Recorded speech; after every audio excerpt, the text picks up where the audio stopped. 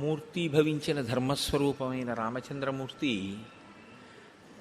రాజ్యాన్ని పరిపాలన చెయ్యడం కోసమని తిరిగి అయోధ్యా పట్టణానికి 14 సంవత్సరముల అరణ్యవాసం పూర్తయ్యేంత వరకు రాడు అని నిశ్చయించుకున్నటువంటి భరతుడు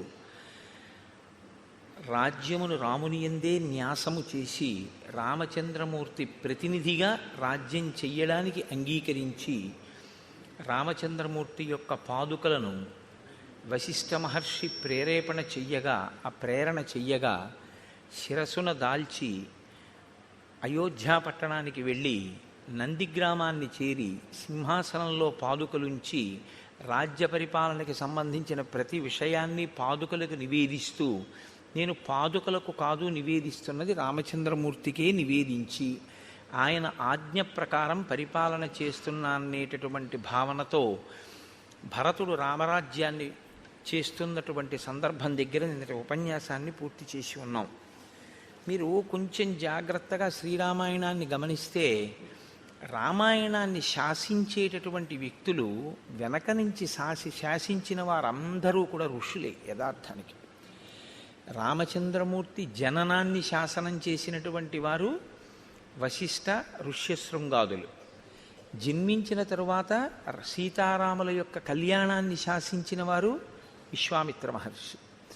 తదనంతరం రాముడు ఎక్కడ ఉండాలి అన్నది నిర్ణయం చేసినటువంటి వారు భరద్వాజ మహర్షి. అసలు భరతుణ్ణి అక్కడికి పంపించచ్చా, భరతుని యొక్క శీల వైభవం ఎటువంటిది అన్నది లోకానికి ప్రకాశింపచేసినటువంటి వారు భరద్వాజ మహర్షి. ఆయన కదలికలన్నీ కూడా ఋషులతోటి ముడిపడి ఉంటాయి. ఎప్పుడూ కూడా జీవితం మహాత్ములతోటి ముడిపడి ఉండడం, వారికి విధేయుడై తాను ప్రవర్తించడం అభ్యున్నతికి హేతువుగా ఉంటుంది. మీరు మిగిలిన వాళ్ళు ఎంతమందితో కలిసి ఉండండి, అది ఒక ఎత్తు. కలిసి ఉండవద్దు అని మీరు సమాజంలో చెప్పలేరు. ఎందుచేతనంటే ఒక మనిషి సమాజంలో ఉన్నాడు అంటే మంచి చెడు రెండిటికి మధ్యన కూడా ఆయన ప్రతిరోజు స్పందించవలసినటువంటి అవసరం ఉంటుంది. నేను కేవలం మంచి వాళ్ళతో ఉంటానన్నా కుదరదు, కేవలం చెడ్డవాళ్లతో ఉండడము కుదరదు.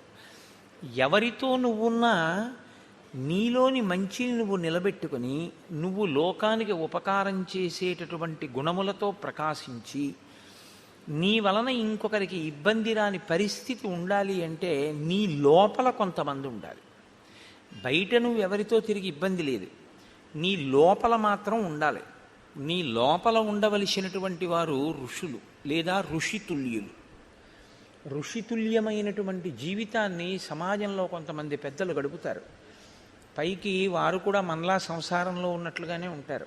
అగస్త్యుడు సంసారంతో ఉన్నట్టుంటాడు, భరద్వాజుడు సంసారంతో ఉన్నట్టుంటాడు, అత్రి మహర్షి సంసారంతో ఉన్నట్టుంటారు. కానీ వారే ఋషులు, వారే నిర్ణయం చేశారు రాముడి కదలికలు. మీరు కూడా అటువంటి ఋషిని మీ హృదయంలో ఉంచుకోవలసి ఉంటుంది. మీ యొక్క కదలికలు జీవితంలో ప్రస్థానమంతా కూడా ఆయన చేత నిర్ణయింపబడి ఉండాలి. యథార్థానికి గురువుగారి అనుగ్రహం పొందడం అన్న మాటకు అర్థం ఏమిటో తెలుసా అండి? ఇందుకు మీరు సిద్ధపడి ఉన్నారా అని గురువు చూస్తారు. మీరు ఆ స్థితిని పొందారు, గురువుగారి మాటని వేదవాక్కుగా మీరు భావన చేస్తున్నారు అన్ననాడు గురువు మీ జీవిత క్రమాన్ని నిర్ణయం చేస్తాడు. అందుకే మీరు కొంచెం జాగ్రత్తగా గమనించగలిగితే సన్యాసులందరూ గురువులు కారు, గురువులందరూ సన్యాసులు కారు. మీరు కొంచెం జాగ్రత్తగా చూడండి నేను అన్న మాటని. సన్యాసులందరూ గురువులు కావలసిన అవసరం లేదు. ఎందుకో తెలుసా అండి? సన్యాసి గురువైతే తనకి తాను బరువు. నేను ఎందుకు ఈ మాట అంటున్నానంటే సన్యాసి అన్న మాటకు అర్థం ఏమిటంటే సత్తు యందు న్యాసము చేశాడు ఆయన. ఆయనకి ఇంకా తను చెయ్యవలసిన పని అన్నది ఆయనకేం లేదు. ఏమీ లేనివాడికి మళ్ళీ మీ గురించి యోగక్షేమాలు ఆయన విచారణ చేయడం మొదలెట్టాడు అనుకోండి, ఆయన మీ యోగక్షేమాలు విచారణ చేసి మీ అభ్యున్నతి గురించి ఆయన ప్రయత్నం చేయడం మొదలుపెట్టారు అనుకోండి, ఆయన మీకు ఆశీర్వచనాలు చేయడం, మీ ఇల్లు బాగుండాలని, మీ వ్యాపారాలు బాగుండాలని, మీ పిల్లల చదువులు బాగుండాలని, మీ పిల్లలకి పెళ్ళిళ్ళు అవ్వాలని ఆయన ఆశీర్వచనాలు చేస్తూ కూర్చున్నారనుకోండి, అప్పుడు ఆయన సన్యాసం ఏమైంది? కుదరదు. ఆయన లోకం వైపుకి కొంత దృష్టిని మరల్చవలసి వచ్చింది. అలా దృష్టి మరల్స్తే ఎంతవరకు మన అభ్యున్నతి కొరకు దృష్టి మరల్చారో అంతవరకు ఈశ్వరుడి వైపుకి తదేక దృష్టితో ఉండగలిగిన స్థితిని కోల్పోయాడా లేదా? కోల్పోయారు. అందుకే సన్యాసులందరూ గురువులు కావాలి అని శాస్త్రం చెప్పదు. కానీ కొంతమంది సన్యాసులు మాత్రం గురువులుగా ఉండాలి. ఎందుకు ఉండాలో తెలుసా? శంకరాచార్యులు వారు చేసిన నిర్ణయంలో ఉన్న అద్భుతం అది. ఎవరుండాలంటే గురువులుగా పీఠాధిపతులు గురువులుగా ఉండాలి. శంకర భగవత్పాదులు కొన్ని పీఠాలు పెట్టారు. ఆ పీఠాధిపతులు సన్యసించి గురువుగా ఉంటారు. ఆ గురువుగా ఉన్నవారు ఏం చేస్తారంటే సనాతన ధర్మమును నిలబెట్టడానికి సమాజాన్ని అటువైపుకి తిప్పే ప్రయత్నం చేస్తారు. మీరు గోశాలలు కట్టండి అంటారు, అక్కడ గోశాలకి నువ్వు విరాళం ఇయ్యి అంటారు. లేకపోతే ఫలానా చోట నువ్వు ఒక యజ్ఞం చెయ్యి అంటారు. చేశారు. మీకు కష్టం వచ్చింది ఎవరికి చెప్తారు? మరి ఆయనకైనా చెప్తారు. ఇప్పుడు మరి మీ అభ్యున్నతికి ఆయన పాటుపడాలా వద్దా? ఆశీర్వచనం చేయాలా వద్దా? కాబట్టి సన్యాసి గురువుగా ఉండవలసిన ఆవశ్యకత ఎవరిదంటే ఒక్క పీఠాధిపతులదే. శంకర భగవత్పాదుల వంటి మహానుభావులు పెట్టినటువంటి పీఠాలకి ఆధిపత్యం వహించినటువంటి వారు సన్యాసమును గురుత్వమును రెండింటినీ రక్షించుకోగలిగినటువంటి దీక్షాదక్షులై ఉంటారు. అది మరింత కష్టమైనటువంటి ప్రక్రియ తప్ప సన్యాసి అంటే గురువు అవ్వాలని ఏం లేదు, గురువు అంటే సన్యాసి అవ్వాలని ఏం లేదు. మీరు బాగా గుర్తుపెట్టుకోండి. ఒక గురువుగారు సమాజంలో సంసారంతో ఉన్నాడనుకోండి, ఆయన గురువుగారిగా ఉండడానికి అనర్హుడని మీరేం తీర్పు చెప్పకూడదు. ఆయన ఉండడానికి అర్హుడే. ఏం అగస్త్యుడు లేడా లోపాముద్రతో? అత్రి లేరా అనసూయమ్మతో? ఏం వాళ్ళ గురుత్వానికి ఏమైనా లోటు వచ్చిందని మీరు అనుకుంటున్నారా? అలా ఏం ఉండదు. వారు సంసారమునందు ఉండి ఋషిగా జీవిస్తారు. ఒక ఋషి జీవనం ఎలా ఉంటుందో ఆయన జీవనము అలాగే ఉంటుంది. ఇలా ఉండగలిగినటువంటి ప్రజ్ఞ ఉన్న మహాపురుషులు ఉన్నారే, వారు గురువులుగా ఉంటారు. రామచంద్రమూర్తిని మీరు కొంచెం జాగ్రత్తగా గమనిస్తే ఆయన జీవితాన్ని శాసనం చేసిన వాళ్ళందరూ కూడా ఈ ఋషులే. అసలు రామాయణంలో ఎక్కడెక్కడికి వెడితే ఏ ప్రయోజనం నెరవేరుతుందో, ఎవరు ఎందుకు ఎక్కడికి వెళ్ళాలో, రాముడికి ఏవి ఇవ్వాలో, సీతమ్మకి ఏవి ఇవ్వాలో, లక్ష్మణుడికి ఏవి ఇవ్వాలో, అవి ఎప్పుడు పనికొస్తాయో, ఏవి చెప్పాలో అన్ని ఋషులు నిర్ణయం చేసి కూర్చున్నారు. ఎప్పుడు అవసరమో అప్పుడు రాముని యందు ఆ అనుగ్రహాన్ని ప్రకాశింపజేశారు. అవసరమైంది యుద్ధకాండలో ఆదిత్య హృదయాన్ని వెళ్ళి ఉపదేశం చేశారు అగస్త్య మహర్షి. అవసరమైంది అగస్త్య మహర్షి ఆయనకి కావలసినటువంటి ఆయుధాలని ఇప్పించారు. అవసరమైంది భరద్వాజ మహర్షి చిత్రకూటంలో ఉండవలసిన అవసరాన్ని చెప్పారు. ఇలా మీరు కొంచెం జాగ్రత్తగా గమనిస్తే ఋషులతో రామునికి ఉండేటటువంటి అనుబంధం మీకు బాగా ద్యోతకమవుతుంది. నేను అందుకే మీతో తరచూ ప్రస్తావన చేస్తూ ఉంటాను. శ్రీరామాయణాన్ని జరిగిపోయిన కథ అని మీరు చూడకండి. రాముడు ఎవరితో అనుబంధం పెట్టుకుంటుంటాడు, ఎవరితో మాట్లాడుతుంటాడు. ఎవరు లేకపోతే రాముడు ఉండలేడు, ఎవరు లేకపోయినా రాముడు ఉండగలడు. మిమ్మల్ని చూడమని చెప్తా. మీరు చాలా జాగ్రత్తగా పరిశీలించాలి రామాయణాన్ని. దశరథుడు వెంటపడ్డాడు, నువ్వు లేకపోతే నేను ఉండలేనని. ఉన్నాడా అయోధ్యలో?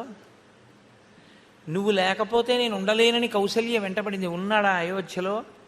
మరి ఎవరు లేకపోతే రాముడు నేను ఇక్కడ ఉండలేనని వెళ్ళిపోయే ఘట్టం ఏమైనా ఉంటుందా రామాయణంలో? ఎక్కడైనా వీళ్ళు లేరండి అందుకని నేను ఇక్కడ ఉండలేకపోతున్నానండి, నేను ఇక్కడి నుంచి వెళ్ళిపోతానండి అని రాముడు వెళ్ళిపోయినది ఏదైనా ఉందా? అలా వెళ్ళిపోతే రాముడు ఎప్పుడు లక్ష్మణుడు రాముడిని ఎలా సేవిస్తాడో రాముడు కూడా ఎవరిని చూడకుండా ఉండలేడో వాళ్ళ దగ్గర ఉంటాడని గుర్తు. రాముడు ఎవరిని సేవిస్తున్నాడని మీరు రామాయణంలో పట్టుకుంటారో మీరు కూడా మీ జీవితంలో అలా సేవిస్తూ ఉండాలి. సేవించడం అంటే ఒక మాట గుర్తుపెట్టుకోండి, ఎప్పుడూ శారీరకంగా దగ్గర ఉండడం కాదు, గురువుని మీ మనసులో పెట్టుకోవడం, గురువాక్యాన్ని మీ మనసులో పెట్టుకుని ఉండడం. ఎప్పుడు ఏది చేసినా మనం త్రికరణ శుద్ధిగా గురువైభవానికి మనం దోహదం చేస్తున్నామా, ఆయన మాటని అనుష్ఠాన పర్యంతంలోకి తీసుకొస్తున్నామా, ఇది మీకు మీరు పరిశీలన చేసుకోవలసినటువంటి విషయం. దానికి ఎవ్వరూ న్యాయమూర్తులు ఉండరు, ఉండే అవకాశం ఉండదు కూడా. ఒకవేళ అలా పరిశీలించి చూసి పట్టుకున్నా, పట్టుకోవాలనుకుంటే అది పెద్ద విశేషం ఏం కాదు, పట్టుకుంటారు పెద్దలు. పట్టుకున్నా వారు దాని మీద తీర్పు కూర్చోరు. ఎందుకు కూర్చోరో తెలుసా అండి? వాళ్ళ పుణ్యం పోతుంది. ఆయనకెందుకు? నువ్వు అలా ఉన్నావా లేదా నీ వంతు. ఆయన బాధ్యత ఏమిటి? ఒక మాట చెప్పాడు వినలేదు, రెండో మాట చెప్తాడు. రెండో మాట చెప్పాడు వినలేదు, మూడో మాట చెప్తాడు. మూడో మాట చెప్పాడు వినలేదు, నాలుగో మాట చెప్తాడు. నాలుగో మాట చెప్పాడు వినలేదు, ఐదో మాట చెప్తాడు. ఇన్ని మాటలు చెప్తున్నాడని ఆయన దూరంగా పోయాడు అనుకోండి, ఆయన కర్మ. మీరు ఇది బాగా పట్టుకోవాలండి జీవితంలో. రామాయణ కథ 5 నిమిషాల్లో చెప్పేస్తాను, అది పెద్ద విశేషం కాదు. రామాయణాంతర్గతమై మన జీవిత అభ్యున్నతికి పనికొచ్చే విషయాన్ని పట్టుకోవడంలో మాత్రం ఏమరపాటు చెందకండి. మీరు ఈ భూమి మీద కాదు, ఎక్కడో సముద్ర మధ్యంలో ఉన్నా కూడా గురువుగారి మనసులో ఉన్నారనుకోండి, అది నిజమైన శిష్యుడని గుర్తు. ఆయన శిష్యుడు. ఎందుచేత అంటే గురువు గారిని మనసులో పెట్టుకుని ఉన్నాడు. ఆయనకి పక్కన ఉండక్కర్లేదు, గురువు గారు ఆయనలో ఉంటారంతే, ఎప్పుడూ ఉంటారు. ఆయన ఎప్పుడు అంతేవాసిత్వంతో ఉంటాడు. అది చాలా మహోన్నతమైన స్థితి. రాముడు ఆ స్థితిని పొందాడు. అలా పొందకుండా తిరగడం గురువుగారితో జీవితం ఇంకొకలా ఉండకూడదు. అది దోషభూయిష్టం. దానివల్ల ఏమైనా ప్రయోజనం ఉంటుందని మీరు అనుకుంటారు, కానీ నేను మీకు ఒక సత్యం చెప్పవలసి వస్తే మీకు పాపమే సంక్రమిస్తూ ఉంటుంది. ఎందుకో తెలుసా అండి? రుణపడిపోతారు మీరు గురువుగారికి. ఆయన చెప్తున్నది ఒకటి, ఆయన ధార్మిక దృష్టి ఒకటి, మీ అనుష్ఠానంలో అది లేదు. అప్పుడు ఏమవుతుందంటే గురువాక్య ధిక్కార దోషం మీకు పడుతుంటుంది. మీరు జాగ్రత్తగా ఆలోచించండి, అవునా కాదా? కాబట్టి గురుభక్తి అన్న మాటకు అర్థం ఏంటంటే గురువుగారు మీకేం చెప్పారో దాన్ని మీరు అనుష్ఠిస్తున్నారా లేదా, దీనికి మీకు మీరు సాక్షిగా కూర్చోవలసి ఉంటుంది. శ్రీరామాయణం ఇది ఒక అద్భుతమైనటువంటి స్థితిలోకి తిప్పుతుంది. అయోధ్యకాండలో చిట్ట చివర తిప్పినటువంటి మలుపు అనన్య సామాన్యమైన మలుపు. ఇప్పటి వరకు తపోనిష్టాగరిష్ఠులైనటువంటి ఋషులను దర్శింపచేస్తారు మహర్షి.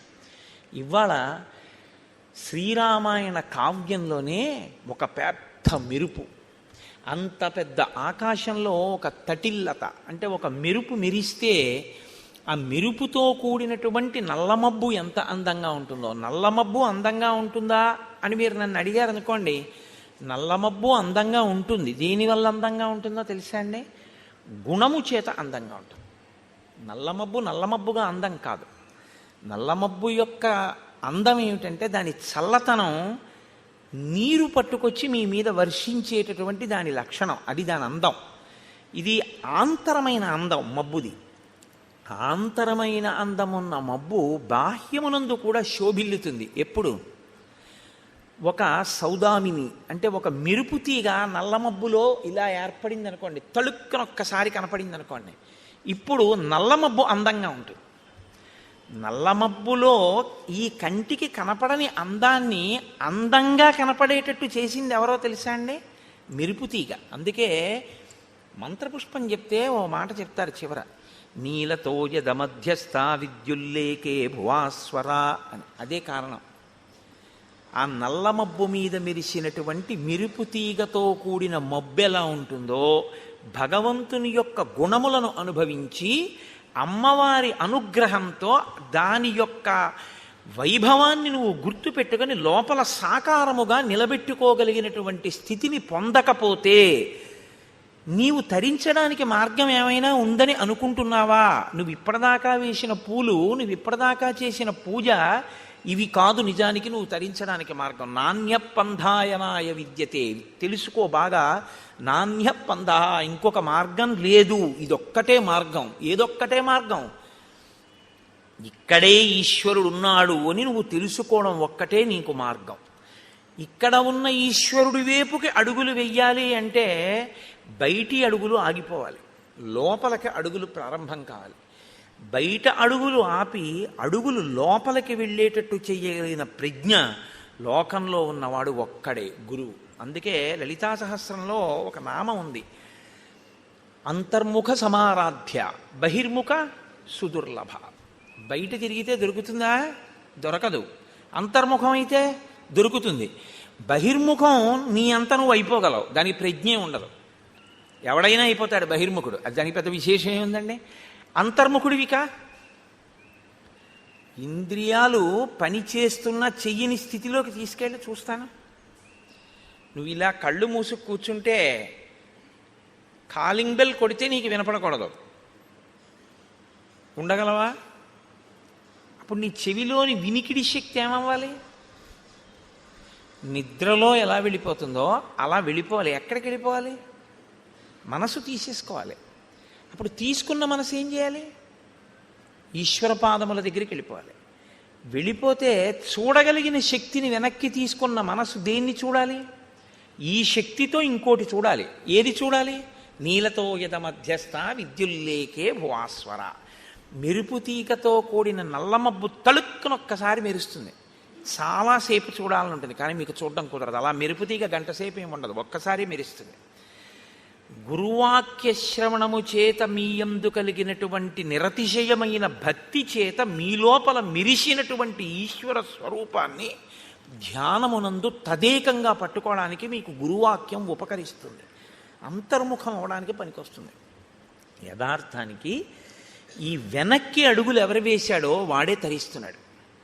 ముందుకి అడుగులు ఎవరు వేస్తున్నాడో అంటే బాహ్యంలో ఎంత పెరుగుతున్నా అది పెరుగుదల కాదు. మీరు జ్ఞాపకం పెట్టుకోండి. అది ఏమిటో తెలుసా అండి?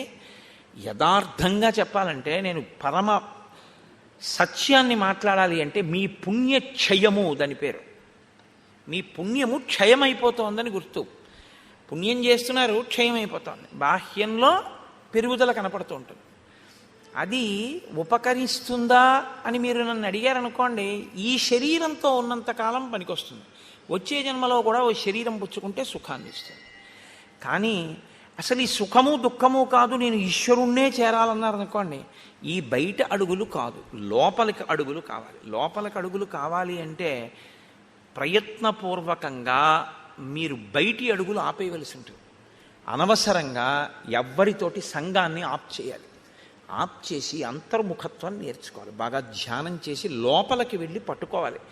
రామచంద్రమూర్తి యొక్క అనుగ్రహం అంతా అంతే. అది రామాయణ కాలంలో బాగా ప్రకాశిస్తుంది. శ్రీరామాయణ శ్రవణం చేసేటప్పుడు, శ్రీరామాయణ పఠనం చేసేటప్పుడు రామానుగ్రహంతో మీకు ఆ శక్తి పరిఢవిల్లుతుంది, తొందరగా ధ్యాననిష్ట కుదురుతుంది. అందుకని మీరు ఆ కోణంలో రామాయణాన్ని పరిశీలనం చెయ్యండి. ఆ మెరుపు తీగ ఎలా ఉంటుందో ఇవాళ శ్రీరామాయణంలో అటువంటి మెరుపు తీగ ఒకరు వస్తారు. ఆ మెరుపు తీగ ఎవరో? పురుషులు తపస్సు చేయడం, ఋషులు కావడం, భరద్వాజుని వంటి వారు దేవతల్ని కూడా పిలిచి పని చేయించుకోవడం మనం చూసాం.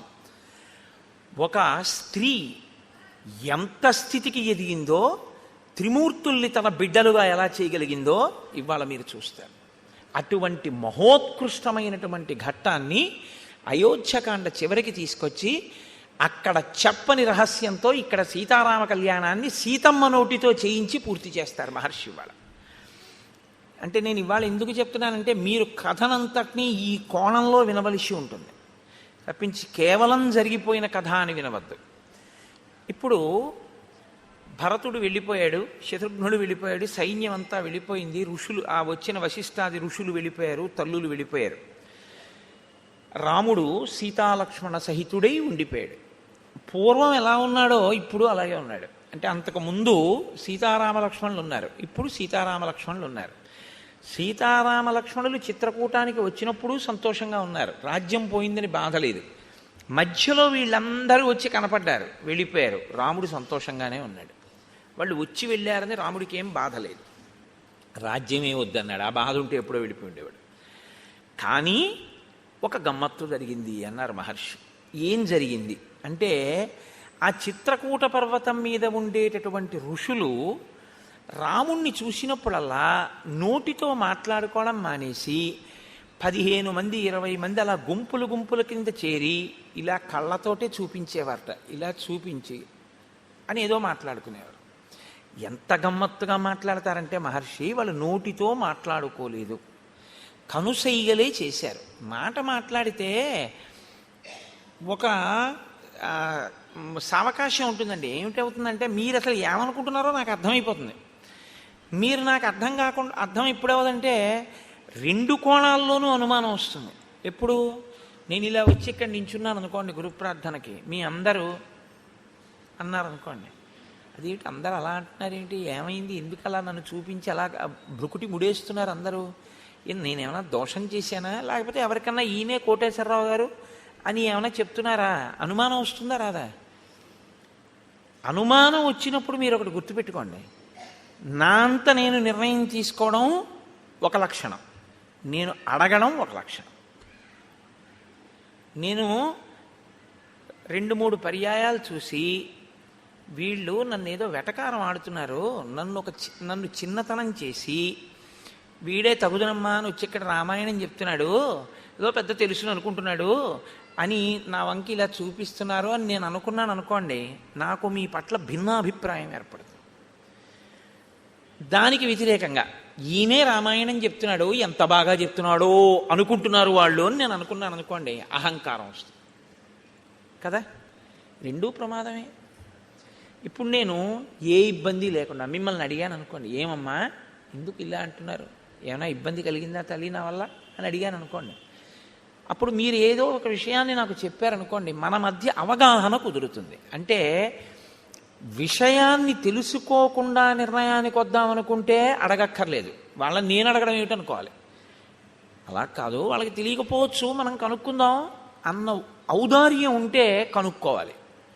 ఇప్పుడు ఇందులో నేను అందుకే మీతో మనవి చేసింది, రామాయణం పైకి కనపడినట్టు ఉండదు, రాముని యొక్క శీలాన్ని చూపిస్తూ ఉంటుంది. నువ్వు కూడా ఇలా ఉండాలి జీవితంలో, ఎందుకంటే ఏదో ఒకనాడు మిమ్మల్ని చూపించి అనేది కనపడుతుంది, మీరు కంగారు పడిపోకూడదు, మీకు అయోధ్యకాండ జ్ఞాపకానికి రావాలి. కాబట్టి చూడండి, నయనైర్భృకుటీభిశ్చ రామం నిర్దిశ్య శంకితా అన్యోన్యముపజల్పంతః శనీశ్చక్రు మిథ కథా. అక్కడ ఉన్న మునులందరూ రాముణ్ణి కన్నులతోటి, భృకుటీభిశ్చ కనుబొమలతోటి, అంటే అని కనుబొమలు ఎత్తి చూపిస్తున్నారు అని కళ్ళతో చూపిస్తున్నారు. రాముడు చూశాడు, ఒకసారి కాదు 2 సార్లు కాదు, తను వెడుతున్నప్పుడు తను వస్తున్నప్పుడు గుంపులు గుంపులుగా ఇలాగే మాట్లాడుకుంటున్నారు, నోటితో కాదు కనుసైగలతో. వీళ్ళని ఒక్కొక్కళ్ళని అడగడం కన్నా వీళ్ళందరికీ కులపతి ఒకరు ఉంటారు. ఈ కులపతి అన్నమాట రామాయణంలోదే. కులపతి అంటే 1000 మంది శిష్యులు ఉన్నవాడు, 100 శిష్యులు ఉన్నవాడు ఎక్కడికైనా వచ్చాడు అంటే చాలా గొప్ప విషయం అది. అటువంటి ఆయన్ని చాలా బహుధా జాగ్రత్తగా చూడాలి. అంటే జీవితంలో 100 మంది తనని అనువర్తించేట్టుగా, వాళ్ళ మనసు మారేటట్టుగా మాట్లాడగలిగినటువంటి వాగ్వైభవము తపస్సు చేత సాధించుకున్నవాడు. వాక్కుకి శక్తి మామూలుగా వస్తుందని మీరు అనుకోకండి, కేవల తపస్సు చేతనే వాక్కు అగ్నిహోత్రం అవుతుంది. అటువంటి వారి మాటలే ఎదుటివారి హృదయం మీద పనిచేస్తాయి. కాబట్టి 100 శిష్యులు అనుగమిస్తే ఆయన ప్రత్యేకంగా ఆరాధింపబడతాడు, చాలా గొప్పవాడు అని నిర్ణయం. కులపతి అంటే 1000 మంది శిష్యులు ఉన్నారని గుర్తు. ఆ కులపతి దగ్గరికి వెళ్ళి నమస్కరించి రాముడు అడిగాడు, ఎందుకు ఈ మునులందరూ నన్ను చూసి కనుబొమలెత్తి మాట్లాడుతున్నారు, ఏమైనా కారణం ఉందా? తన వైపు నుంచి ముందు చెప్పాడు, ఇది రాముడి పెద్ద మనసు అంటే. నా భార్య నన్ను అనుగమించి వచ్చింది, ఏమీ తెలియదు, అమాయకురాలు. ఒకవేళ ఆమె వలన మీకు ఎవరికైనా ఏమైనా ఇబ్బంది కలిగిందా? నా తమ్ముడు ఇంకా చిన్నవాడు, నాతో పాటు వచ్చాడు, నా తమ్ముడు ఏమైనా తెలియక అపరాధం చేశాడా? ఒకవేళ అలా జరిగుంటే క్షమించండి, ఏమి జరిగిందో నన్ను చూసి మీరు ఎందుకు అలా అనుకుంటున్నారో నాకు ఒక్కసారి చెప్తారా అని అడిగాడు. ఇది ఎంత వినయం చూడండి. రాముణ్ణి అనుసరించిన వారి యొక్క నడవడి అలా ఉంటుంది. అంటే ఇంకా వినయానికి హద్దుండదు, ఆ వినయం అంత గొప్పగా ఉంటుంది పెద్దల దగ్గర ప్రవర్తించేటప్పుడు. ఆయన అన్నారు, ఏమీ లేదు నాయన, ధర్మాత్మురాలు సీతమ్మ వల్ల మాకు అపచారమా, అసలు ఆ మాట ఊహకే అందదు అన్నారు. లక్ష్మణస్వామి అటువంటి వాడు కాడు. మరి మేమెందుకు ఇలా అనుకుంటున్నామంటావా? నీకు చెప్తాను చూడు. రావణావరజక్కశ్చిత్ ఖరో నామీహ రాక్షస ఉత్పాట్య తాపసాన్ సర్వాన్ జనస్థాన నికేతనాన్. రావణాసురుని యొక్క సోదరుని వరస కలిగినటువంటి ఖరుడనేటటువంటి రాక్షసుడు ఉన్నాడు. ఆయన ఇక్కడికి దగ్గరలోనే ఉన్నాడు.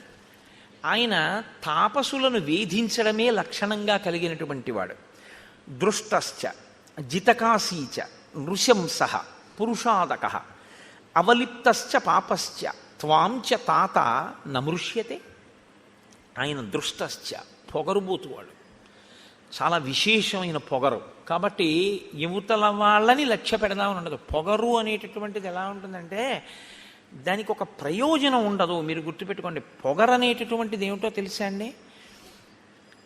ప్రతి చిన్న విషయంలో తను గొప్పవాణ్ణి అనుకుని సంతోషపడిపోతుంటాడు. దానికి పొగరని పేరు. పొగరంటే నేను ఇంకా బాగా మీకు అర్థమయ్యేట్టు చెప్పాలంటే, కారు ఇలా తిరగాలి సందులోకి, అతను సైకిల్ అడ్డంగా పెట్టుకుని నించున్నాడు, కారు తిరుగుతోంది. ఏం చేయాలి అతను? సైకిల్ పక్కకి తీసేయాలి. నేను తీయడం ఏంటి? నేను ఎందుకు తీయాలి? ఎందుకు తీయాలి ఏంటి? తీయాలి, కారు తిరుగుతోంది కాబట్టి నువ్వు తీయాలి, లేకపోతే రెండు గుద్దుకుంటాయి కాబట్టి. కారు పెద్దది, సైకిల్ చిన్నది, కారు తిరగాలంటే సైకిల్ తీయాలి. ఇలా నువ్వు అనుకుంటే తీసేయచ్చు. నే తీయడం ఏమిటి అంటే దానికి ఏమన్నా అర్థం ఉందా? ఆ కారు ఎవరో, ఆ కారులో ఉన్నవాడు ఎవరో నీకేం తెలియదు, నువ్వెవరో ఆయనకి తెలియదు. వెళ్ళవలసింది కారు, తీయవలసింది సైకిల్. కారుని తీసేయడం కుదరదు, ఎందుకంటే అది పెద్దది, తిరుగుతోంది, తిరగాలి, దాని ధర్మం. నువ్వు నించున్నావు, పక్కకి పెడితే చాలు. వెళ్ళడు. ఒకవేళ మీరు ఏమయ్యా అలా నించోపోతే కొంచెం పక్కకి తీయచ్చు కదా అన్నారు అనుకోండి, నువ్వు వెళ్ళొచ్చుగా అలా అంటాడు. దానికి పొగరని పేరు. అంటే మీరు ఇక మాట్లాడకూడదు, పోన్లేండి క్షమించండి అనాలంతే. దాన్ని మీరు వాదించకూడదు అలాంటి వాళ్ళతో. ఎందుకో తెలుసా అండి, ఎప్పుడూ మానసికంగా తను గొప్పవాణ్ణి అనుకోవాలనేటటువంటి ప్రయత్నంతో ఉంటాడు. అది తనంత తాను మార్చుకోవాలి. రామాయణం నేర్పుతుంది మనకు. వాడు రాక్షసుడు, వాడికి బాధ పెట్టడమే. కాబట్టి ఇప్పుడు మీరు కారులోంచి దిగి కానీ అద్దం దింపి కానీ మీరు ఏమయ్యా పక్కకు పెట్టచ్చుగా సైకిలు అని మీరు అన్నారనుకోండి, వాడు ఏమంటాడంటే, ఏ అలా వెళ్ళలేవా, నువ్వంటున్నావేంటి అంటాడు. మాట పెరిగి దాని గురించి నేను ఎందుకు చెప్పడం. కాబట్టి అది పొగరు, అది ఉండకూడదు జీవితంలో. అది చాలా దోషభూయిష్టం అండి అది. దానికి అసలు అర్థం ఏమి ఉండదు. ఇంకా పరిచయం లేకుండా కూడా ఎంత పొగరుగా ఉంటారో నేను చెప్పలేను. చాలామందిని చూస్తుంటాం. అది దిద్దబడాలి. నేను అందుకే చెప్తుంటాను, రామాయణం పెద్దలతో పాటు పిల్లలు కూడా వినాలి. అవగుణములు పోతాయి, వాళ్ళు సంతోషంగా ఉంటారు, సమాజం సంతోషంగా ఉంటుంది. అంటే ముని ఎలా చెప్తున్నారో చూడండి. మునికి దోషం పట్టుకునే లక్షణం ఉండదు, కానీ అవతల వాడి గురించి ఒక నిష్పాక్షికమైన మాట. దృష్టశ్చ జితకాశీచ. వాడికి పని ఏమిటంటే పొగర ఎక్కడుందో అక్కడ నిష్కారణ యుద్ధాన్నది ఆహ్వానిస్తుంది. దానికి ఏం కారణం లేకుండా వాడు గొడవకు వస్తాడు. గొడవకొచ్చేది వాడు ఎందుకంటే ఎప్పుడు వాడు గెలవాలని. కాబట్టి మీరు ఏ మాట అంటే చిన్నబుచ్చుకుని మనకెందుకు వీడితో వెళ్ళిపోతారో అలా వాడు మెట్లు ఎక్కేస్తాడు. మీరు అలా ఎక్కలేరు కాబట్టి చిన్నబుచ్చుకుని వెళ్ళిపోతారు. అదే వాడి గెలుపు. ఎన్ని మాటలు గెలిచాడో అన్ని మాటలు ఉండకూడని రీతిలో ప్రవర్తిస్తూ ఉంటాడు. జితకాశీచ నృశంస. క్రూరుడు. క్రూరుడంటే అవతల వారి బాధ తనకి సంతోషహేతువుగా బతికేటటువంటి వాడు. పురుషాదక. మనుష్యుల్ని తింటూ ఉంటాడు, వాడికి అదొక లక్షణం. అవలిప్తశ్చ. విపరీతమైనటువంటి గర్వం. ఇవన్నీ మనసులో పెట్టుకుని నా అంతవాణ్ణి నేను అనుకుంటూ ఉంటాడు ఎప్పుడు. పాపశ్చ. పాపశ్చ అంటే వాడు ఈశ్వరుడి వైపుకి అడుగులు వెయ్యకుండా వీడు చేసిన ఈ పనులే వాడికి ప్రతిబంధకంగా వస్తాయి. ఇది ఎక్కువైతే ఏమవుతుందో తెలుసా అండి, రామాయణంలో మీరు అది పట్టుకోవాలి. పాపం పెరుగుతూ ఉంటే మీరు భగవంతుడి వైపుకి వెళ్ళి మనసు మార్చుకున్నారా, పాపం తరిగి ఈశ్వరుడి వైపుకి ఎడతారు. మీరు ఈశ్వరుడి వైపు అడుగులు వేయకుండా పాపాన్ని పెంచుకున్నారా, ఈశ్వరుడి చేతిలో నిహతులవుతారు. అప్పుడు ఏం చేయాలంటే ఈశ్వరుడికి ఇంకొక మార్గం ఉండదు, కాబట్టి పడగొట్టేస్తాడు ఆయన. వీడు మారట్లేదు, నేనేం చేయను, ఇంక ఈ ఉపాధి ఇచ్చినందుకు చేస్తున్నాడు ఈ అల్లరి, కాబట్టి ఈ ఉపాధి తీసేయాలి. ఇప్పుడు మీరు పిల్లాడిని ఆడుకోరా అని చెప్పి ఏదో చిన్న ధనస్సు, ప్లాస్టిక్ ధనస్సు ఇచ్చారండి, వాడు అది పెట్టి అందరినీ కొడుతున్నాడు. ఇంటికి ఎవరో పెద్ద మనుషులు వచ్చారు, మీరు సంతోషంగా అయ్యా మంచినీళ్ళు తాగుతారా అని లోపలికి వెళ్ళారు. వచ్చిన ఆయన వేదం చదువుకున్న ఘనాపాఠి. ఇంటికి వచ్చారు, మీరు లోపలికి వెళ్ళారు, ఆయన ఏదో కళ్ళు మూసుకుని మంత్రం చేసుకుంటున్నారు. వీడు వచ్చి ఆ ధనస్సు తిరగేసి ఆ ప్లాస్టిక్ ధనస్సు పెట్టి ఆయన్ని కొట్టాడు తొడ మీద. ఆయన ఘనాపాఠి, ఆయన వేదం చదువుకున్నవాడు, ఆయనకి తెలుసు. ఆయన నవ్వేసి తప్పు నాన్న అలా కొట్టకూడదు అన్నాడు. మీరు చూశారు, ఏం చేస్తారు ఇప్పుడు? కొట్టకని బోధ చేస్తారా, ముందు ఆ ధనస్సు లాగేస్తారా? చెప్పండి నాకు. తీసేస్తారు ముందు పిల్లాడి చేతిలోంచి. ఈశ్వరుడు కూడా అంతే. ఇది వీడికి ఇచ్చాను కాబట్టి వీడు ఇలా బాధ పెట్టేస్తున్నాడు, కాబట్టి తీసేస్తాను, ఇంకా తప్పదని తీసేస్తాడు. అదే పాపమును తీయడానికి ఈశ్వరుడు రావడం అన్న మాటకు అర్థం అది. నువ్వు పెంచుకుంటూ పోతే నిన్ను తీసేయడం వినా మార్గం లేని స్థితి వస్తుంది. నువ్వు ఏదైనా అడ్డు పెట్టుకొని విపరీతంగా అహంకరిస్తే దాన్ని తీసేయడం వినా ఈశ్వరుడికి ఇంకో మార్గం లేకుండా పోతుంది. ఇది ఎప్పుడూ చాలా జాగ్రత్తగా జ్ఞాపకం పెట్టుకోవాలి. ఇంకో పెద్ద ధనస్సు, ఇంకో 4 బాణాలు కూడా ఎప్పుడు ఇస్తాడు తండ్రి గారు? తాతగారండి ఇంటికి ఎవరో పెద్దలు వచ్చారు, బాణం అక్కడ పెట్టేసి ఆయన కాళ్ళకి దండం పెట్టాను తాతగారండి అన్నాడు అనుకోండి, మనవడు ఏది అడిగినా కొనిస్తాడు తాతగారు. ఇంకో తుపాకీ కూడా బొమ్మ కూడా కొనిచ్చిస్తాడు. ఎందుకని? ఇంటికి గణపాటి గారు వస్తే కొట్టడు, వాడు దండం పెడతాడు. వాడికి తెలుసు, యుక్తాయుక్త విచక్షణ తెలుసు. కాబట్టి ఎవరికి ఇస్తాడు ఈశ్వరుడు? ఎవడు ఈశ్వరుడు చెప్పినట్టు వాడతాడో విభూతిని వాడికి ఇస్తాడు. ఎవడు ఈశ్వరుడు ఇచ్చిన దాన్ని ఈశ్వరుడు చెప్పని దానికి వాడుతున్నాడో వాడికి ఆ విభూతి తీసేస్తాడు. దీన్ని మీరు గుర్తుపెట్టుకోవడమే పాపము అని పేరు. అది అవతల పెరుగుతుంది, పెరగడం అని పడిపోవడానికి. రాముడితో చెప్తున్నాడు ఈ విషయాలు. కాబట్టి కరుడు ఎవరి చేతిలో పడిపోతాడు? రాముడి చేతిలోనే పడిపోతాడు. తర్వాత అరణ్యకాండ వచ్చేస్తోంది, రేపటి నుంచి పడిపోతాడంతే. 14,000 మంది వచ్చినా ఒక్కడే పడగొట్టేస్తాడు. ఈశ్వరుడు ఒక్కడ చాలు పడగొట్టేయడానికి, ఎంతమందినైనా పడగొట్టేస్తాడు ఆయన. ఎందుకంటే ఆయన అఖిలాండ కోటి బ్రహ్మాండ నాయకుడు. ఆయనది చెయ్యగలడన్న భయంతో నువ్వు బతకడం భక్తి అని పేరు. అది లేని విచ్చలవిడితనం ప్రమాదమునకు హేతువై ఉంటుంది. కాబట్టి అవలిప్తశ్చ పాపశ్చ త్వాంచ తాత నమృష్యతే. నాయనా, ఈ కారణం చేత మేము ఇక్కడ ఉండకుండా బయలుదేరాలి అనుకుంటున్నాం. తర్వాత అతను నీ ఉనికిని సహించలేకపోతున్నాడు. ఎందుకో తెలుసా? నీవు క్షత్రియుడవు, నువ్వు కావాలి అని ఇంతమంది వచ్చి రాజ్యపాలన చేయమని అడుగుతున్నారు. నీకు శస్త్రాస్త్రములు తెలుసు, నువ్వు చేతిలో ఒక గొప్ప కోదండాన్ని, అక్షయబాణ తూణీరాల్ని, కవచాన్ని కట్టుకు తిరుగుతున్నావు. నీవు అతనితో యుద్ధం చేస్తావేమో, మాతో కలిసి ఉంటున్నావు కాబట్టి మమ్మల్ని రక్షించి అతన్ని పడగొడతావేమో అని వాడు భయపడుతున్నాడు. ఆ భయపడడం వల్ల ఏం చేస్తున్నాడో తెలుసా? తం యదా ప్రభృతి హ్యస్మిన్ ఆశ్రమే తాతవర్తసే తదా ప్రభృతి రక్షాంసి విప్ర కుర్వంతి తాపసాన్. నీవు ఇక్కడికొచ్చి మేము నీతో అన్యోన్యంగా ఉండి నువ్వు మాతో అన్యోన్యంగా ఉంటే రేపు మనిద్దరికీ శత్రువు అతను కాబట్టి మమ్మల్ని రక్షించడానికి నువ్వు తనని వేధిస్తావని అనవసరంగా మమ్మల్ని ఎక్కువగా వేధిస్తున్నాడు. ఇప్పుడు విచిత్రమైనటువంటి వికృతమైన రూపాలు చూపిస్తున్నాడు. మేము భయపడిపోతున్నాం. హోమం చేసుకుందాం అక్కడ సృక్కులు స్రవాలు పెట్టుకుంటే విసిరేస్తున్నాడు, నెయ్యి పెట్టుకుంటే వంపేస్తున్నాడు, అగ్నిహోత్రాన్ని వేలిస్తే ఆర్పేస్తున్నాడు, తాపసులు అలా వెళ్ళిపోతుంటే పట్టి చంపేసి తినేస్తున్నాడు. పూర్వం వీళ్ళు మన్నేం చేస్తారని ఊరుకునేవాడు. ఇప్పుడు మా యందు క్రోధం అతిశయించింది. దీనికి కారణం నువ్వు ఇక్కడికి రావడమే. అందున ఇప్పుడు నీ వాళ్ళందరూ వచ్చారు కాబట్టి ఇప్పుడు ఉంటాడా? అసలు ఊరుకోడు. మమ్మల్ని అందరినీ ఇలా వరుసగా చంపేస్తున్నాడు. అందుకే నువ్వు ఇక్కడుండు, మేము ఇంకో చోటుకి వెళ్ళిపోతాం. నువ్వు వెళ్ళు, నువ్వు వచ్చాక మాకు ఇబ్బందులు వస్తున్నాయని మేము అనం. ఎందుకో తెలుసా? ఇది మర్యాద అన్నమాట. మనమైతే కోర్టులో కేసులన్నీ ఏమిటంటే ఇది నాది, ముందు నేను వచ్చాననే గొడవలు. మునుల గొప్పతనం ఏంటంటే నువ్వు వచ్చావు ఉండు, మేము వెళ్ళిపోతాం ఇక్కడి నుంచి. ఇతరుల ప్రశాంతత కోరుకుంటారు తప్ప తమ అధికారాన్ని వాళ్ళు కోరుకోరు. వాళ్ళని మునులు అంటారు. మౌనంగా ఉండి ఎప్పుడూ ఈశ్వర విషయాన్ని మననం చేస్తారు కాబట్టి వాళ్ళకి ముని అని పేరు. కాబట్టి మేము వెళ్ళిపోతాం నాయన ఇక్కడి నుంచి అని అన్నారు. ఆయన ఇంటికి వాళ్ళందరూ వేరే చోట కందమూలాలు దొరుకుతాయి అక్కడికి మేము వెళ్ళిపోతాము అని చెప్పి వెళ్ళిపోయారు.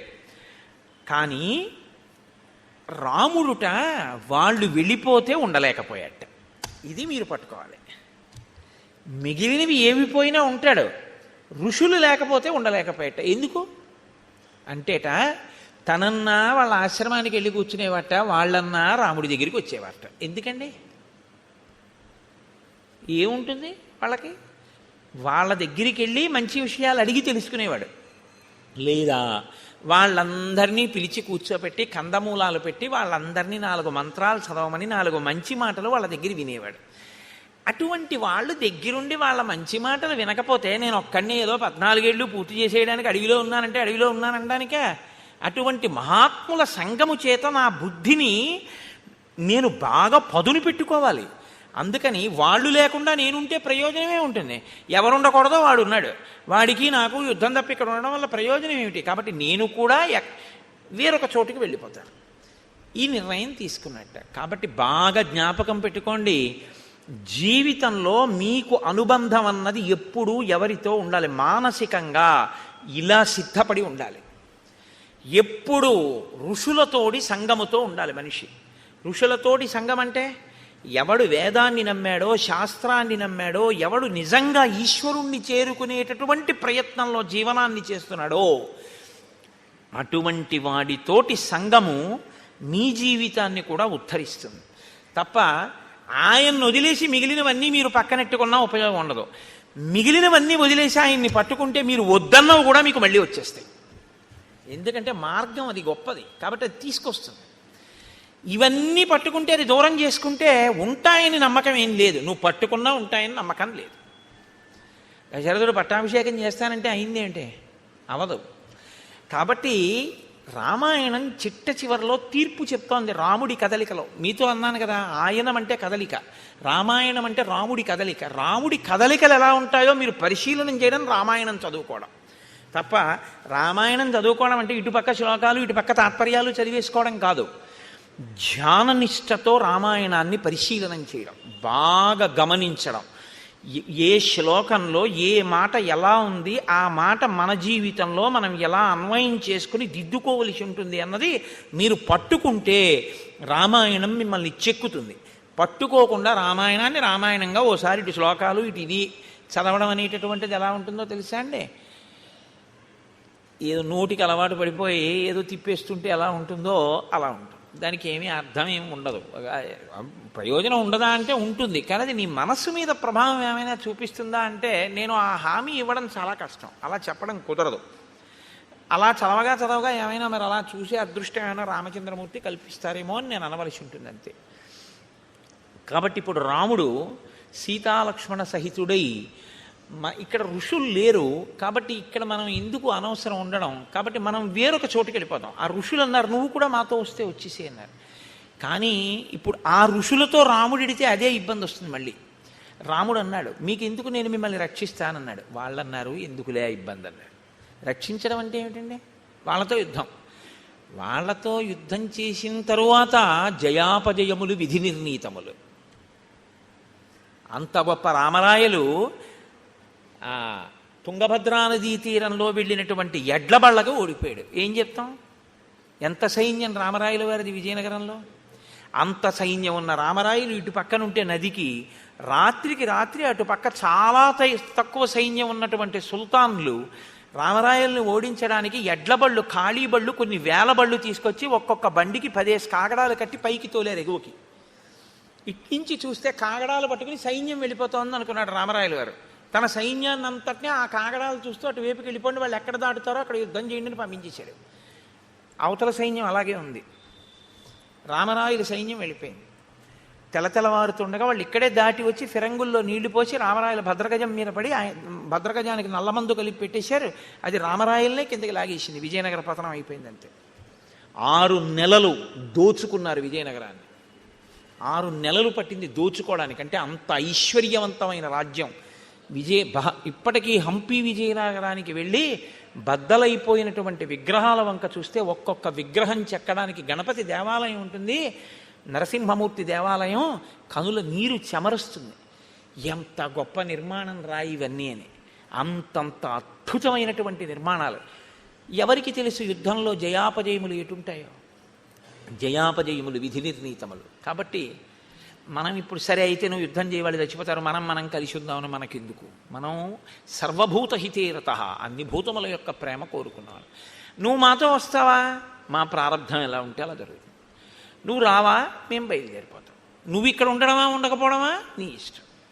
రాముడో ఉండలేడు, వాళ్ళో చెప్పినా వినలేదు. కానీ తనకిప్పుడు మార్గం ఏమిటి? ఋషులున్న ఇంకొక ప్రదేశానికి వెళ్ళిపోవడం.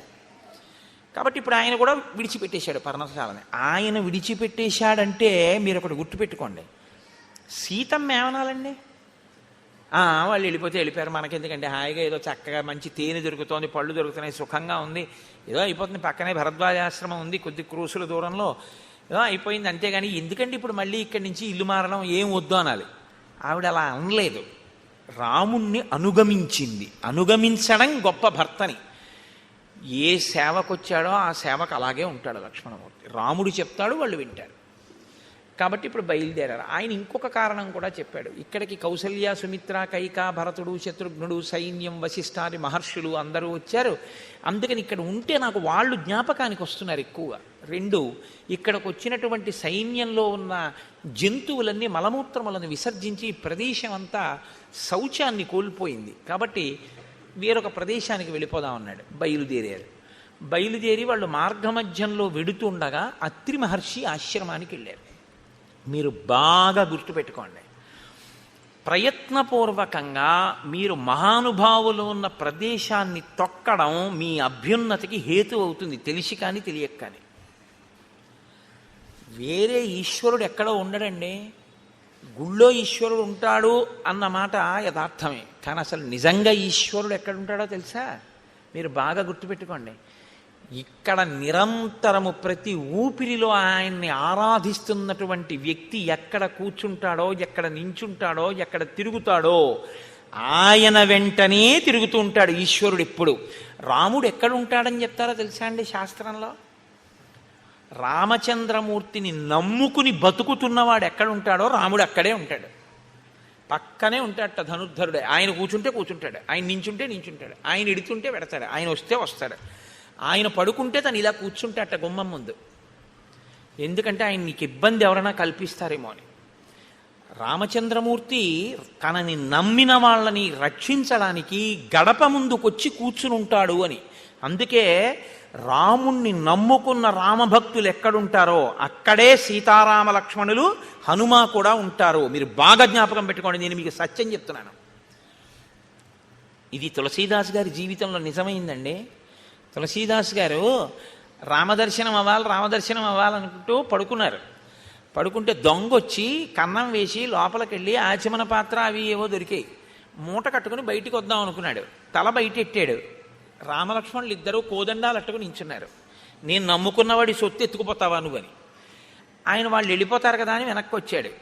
తెల్లవారే వరకు తల బయట ఎడుతున్నాడు, లోపల ఎడుతున్నాడు, తల బయట ఎడుతున్నాడు, లోపల ఎడుతున్నాడు. రామలక్ష్మణులు ఇద్దరు అలాగే ఉన్నారు కన్నం బయట. తులసీదాస్ గారి తెల్లవారింది, నిద్ర లేచి లోపలికి వచ్చారు. దొంగలు ఇద్దరు మూట కట్టుకు కూర్చున్నారు. మీరెవర్రా నాయన ఇలా కూర్చున్నారన్నారు. ఆయన ఏమి లేదు, బుద్ధి గడ్డి దీని వచ్చానులే, ఏదో ఆచమన పాత్ర మూట కట్టాం అంటే మరి పట్టుకుపోయారా అన్నాడు ఆయన. మహాత్ములైన వారి లక్షణం అలా ఉంటుంది. వాళ్ళు పోతాయనేం వెంగట్టుకోరు, పోతే నవచ్చోరాయిత ఈశ్వరుడు తీసుకెళ్ళాడంటారు. ఎక్కడో ఇంకా అవసరం ఉందన్నమాట. స్వతంత్రంగా భావించాడు నా తండ్రి, వీడిదైతే ఏం అనుకోడు, మనం పట్టుకెళ్ళచ్చు అని చెప్పి నా వస్తువు మీ వస్తువే అంటారు చూడండి కొంతమంది. మీదిగా వాడుకోండి, అలా నాకు అస్తమానం చెప్పకండి, నేను తీసుకెళ్తానని అంటారు. అలా మా మోహన్ రావు గారు ఉన్నారు కాకినాడలో, ఆయన అంటుంటారు, అది మోహన్ రావు ఒకసారి కారు పంపించండి అనకండి. అలా అంటారేమిటి? అది మీ కారే, మీ కారు నేను వాడుకుంటున్నాను, కారు పంపించండి, నేను శాసించండి, అంతేగాని మీ కారు అని అనకండి గురువుగారు అంటారు. అలా ఉంటారు కొంతమంది, అంటే వారి ప్రేమ అలా ఉంటుంది. అలా ఆ రాముడు తన వస్తువులా భావిస్తాడు. అందుకని ప్రేమ ఉంది కాబట్టి నా వస్తువుని పట్టుకుపోయాడు అనుకుంటారు వాళ్ళు. అందుకని ఆయన అన్నారు, ఇక్కడ కూర్చున్నారు ఎందుకు నాయన, పట్టుకుపోయారా పోనీ ఆచమన పాత్ర అన్నారు. ఆ పాటి బుద్ధి లేక కాదు, మేము ఏదో ఇక్కడ ఏదో ఏసీ ఉందని కూర్చున్నాం అనుకున్నావేమో. బయటికి వెడితే ఎవరో ఇద్దరు ఉన్నారు. ఒక ఆయన నల్లగా మేఘంలా ఉన్నాడు, ఒక ఆయన ఎర్రగా ఉన్నాడు, కోదండాలు అట్టుకుని నించున్నారు. హడిలి లోపలికి వచ్చి కూర్చుంటున్నాం. బయటికి ఎడదామంటే ఎన్ని మాటలు ఎడితే అన్ని మాటలు ఇద్దరు మా వంకి ఇలా చూస్తున్నారు. అందరూ మళ్ళీ వెనక్కి వస్తున్నాం అన్నారు. ఆయన బయటికి వెళ్ళి చూశారు, ఎవ్వరు లేరు. అప్పుడు ఆయన ఏడిచారు తులసీదాస్ గారు. ఒక వెండి ఆచమన పాత్ర ఉన్నందుకు పోతుందేమో అని నిద్రపోకుండా, స్వామి నా పర్ణశాల ముందు కాపలా ఉన్నావా, మీరు ఎంత ధన్యులు రా, ఇన్ని మాటలు దర్శనం పొందారు, నాకు అవ్వలేదని ఏడిచారు. నేను అందుకే మీకు మనవి చేశాను, ఎవడు రాముణ్ణి నమ్మాడో వాడు ఉన్న చోట రాముడు ఉంటాడు తప్ప ఇంకొక చోట రాముడు ఉంటాడని మీరు అనుకోకండి. రామ భక్తులు ఎక్కడున్నారో అక్కడే సీతారాములు ఉంటారు. ఆయన రావడం కన్నా ముందు వాళ్ళు వస్తారు, మీరు గుర్తుపెట్టుకోండి. ఆయన వెళ్ళిన తరువాత బిక్కమొహాలు వేసుకుని వెళ్ళిపోయాడు, ఇక్కడ తిరిగేవాడని ఆయన వెంట వెళ్ళిపోతారట వాళ్ళు. అంత ప్రేమగా ఉంటారు వాళ్ళు. మీకు ఇది ప్రత్యేకించి రామావతారంలో మెండుగా కనపడుతుందండి. త్యాగరాజస్వామి వారి విషయంలో కనపడింది, రామదాస్ గారి విషయంలో కనపడలేదండి. భద్రాచలంలో గంజిగుంటలో పడిపోయినటువంటి పిల్లవాడి శవాన్ని ఉడికిపోయిందాన్ని తీసుకెళ్లి రాముడి దగ్గర పెట్టి, నువ్వు ఇచ్చిన కొడుకు ఇవ్వాలనుకుంటే ఇయ్యి, లేకపోతే నీలో కలిపేసుకో. అంతరాలయంలో పెట్టి తలుపులేసి రామనామ భజన చేశాడు ఆయన. రఘురాముడు పిల్లవాడు పరిగెత్తుకుంటూ వచ్చి తండ్రి ఒళ్ళో పడుకున్నాడు. ఇవి ఇంతకన్నా ఏం నిజం కావాలి మీకు? ఈ మధ్య వారే కదా రామదాస్ గారు. ఆయన వాడినటువంటి మంగళసూత్రంలో 3వ శతమానం కూడా మనం కళ్యాణంలో చూస్తున్నాంగా. ఉన్నాడు రాముడు, మీరు నన్ను నమ్మండి, రాముడు ఉన్నాడు, ఇప్పటికీ రాముడు తిరుగుతూనే ఉన్నాడు. మీరు నమ్మి ఉన్న చోట మీ వెంట రాముడు ఉన్నాడు. రాముడు లేకపోవడం లేదు. మీరు పడుకుంటే ఆయన మీ పడుకున్న చోట ఉన్న కుర్చీలో ఆయన కూర్చుని ఉంటాడు. మీరు తింటూ ఉంటే అప్పుడు ఆయన కూడా పక్కన ఒక విస్తరి వేసుకుని ఓ అరిటాకు పెట్టుకుని మీరు ఇంత అన్నం మహానైవేద్యం పెడితే అదే సమస్త షడ్రసోపేత భోజనంగా భావించి తిని సంతోషిస్తాడు. ఎక్కడ రాముణ్ణి నమ్మినవాడున్నాడో అక్కడే సీతారాములు కూడా ఉంటారు. అందుకే శాస్త్రంలో మాట ఉంది, రాముణ్ణి తెచ్చుకోవడానికి తేలిక మార్గం రామభక్తుణ్ణి తెచ్చుకోవడమే. తెలుసా అండి? రామభక్తుడు వస్తే సీతారాములు వస్తారు. కాబట్టి ఇప్పుడు రాముడు బయలుదేరి అత్రి ఆశ్రమానికి వెళ్ళారు. ఆయన అన్నారు, సోత్రే రాశ్రమమాసాద్య తం వవందే మహాయశాః తం చాపి భగవాన్ అత్రి పుత్రవత్ ప్రత్యపద్యత. భగవాన్ అత్రి, ఆయన బ్రహ్మమానస పుత్రుడు. అత్రి మహర్షి అంటే సామాన్యమైనటువంటి వారు కాదు, మహానుభావుడు అత్రి. అటువంటి అత్రి మహర్షి మీకు నమస్కారం, మేము మీ ఆశ్రమానికి వచ్చాం అని. సీతారామ లక్ష్మణులు సాక్షాత్తు విష్ణువు లక్ష్మి అని అత్రికి తెలుసు, కానీ నరుడిగా ఉన్నాడు కనుక ఋషులకు ఆయనే నమస్కారం ముందు చేస్తారు అని. భగవాన్ అత్రి అని ఆయనకి నమస్కారం చేస్తే తన పుత్రుల్ని ఎలా ప్రేమిస్తాడో అలా ప్రేమించాట. ఒక గురువుకి ఒక ఋషికి ఉండే లక్షణం అది. పిల్లలు తప్పు చేసినా ఎలా మన్నించగలడో తండ్రి, గురువు ఋషితుల్యుడు మన్నించి చేరతీస్తాడు. చేరతీశాడు కదా అని మీరు మీ నడవడి మార్చుకోకుండా మాత్రం ఉండకూడదు.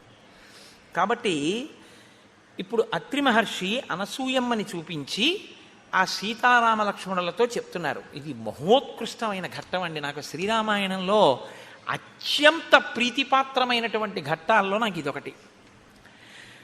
దశవర్షాణ్యనావృష్ట్యా దగ్ధే లోకే నిరంతరం యయా మూలఫలే సృష్టే జాహ్నవీచ ప్రవర్తిత. రామ, నా భార్య అనసూయమ్మ అనుంది. ఆ అనసూయమ్మ ఎటువంటిదో తెలుసా రామా? ఒక 10 సంవత్సరాల పాటు అనావృష్టి వచ్చింది, ప్రజలకి తినడానికి ఏమీ లేక చచ్చిపోతున్నారు. అప్పుడు నా భార్య ఎండిపోయిన గంగా నది ప్రవహించేటట్టు చేసింది తన తపశ్శక్తితో. నీటితో ప్రవహించేటట్టు చేసి ఎండిపోయినటువంటి నేలలోంచి కందమూలములు వచ్చేటట్టుగా, మొక్కలు ఆకుపచ్చతనంతో పెరిగి కాయలు పళ్ళు పండేటట్టుగా చేసింది. చేసి ఈ ప్రజలందరికీ అన్నం పెట్టింది నా భార్య. అంత గొప్ప తల్లి నా భార్య. కడుపున పుట్టిన వాళ్ళకి పెడతారు, ఈ ప్రాంతంలో ఉన్న వాళ్ళందరికీ 10 ఏళ్ళు పెట్టింది నా భార్య. అంతటి విశాలమైన మనసున్నది. లోకమంతటి చేత అమ్మా అని పిలిపించుకున్నటువంటి తల్లి. ఉగ్రేణ తపసాయుక్త నియమైశ్చాప్యలంకృత దశవర్ష సహస్రాణి యయా తప్తం మహత్తప. దశవర్ష సహస్రాణి, ఆమె 10,000 సంవత్సరముల పాటు చాలా కఠినమైన నియమములతో తపస్సు చేసింది ఒక స్త్రీ, నా యొక్క అనుమతితో. మీరు బాగా జ్ఞాపకం పెట్టుకోండి, ఆడది నోము చేస్తుంది, ఆడది వ్రతం చేస్తుంది, కానీ ఆడది చేసే నోముకి ఆడది చేసే వ్రతానికి సిద్ధిని దేవతలు ఎప్పుడు ఇస్తారో తెలుసా అండి? ముందు భర్త పాదాలకు నమస్కారం చేసి అనుమతి తీసుకుంటేనే. ఎందుకనంటే యోమే భర్త సమే గురువు.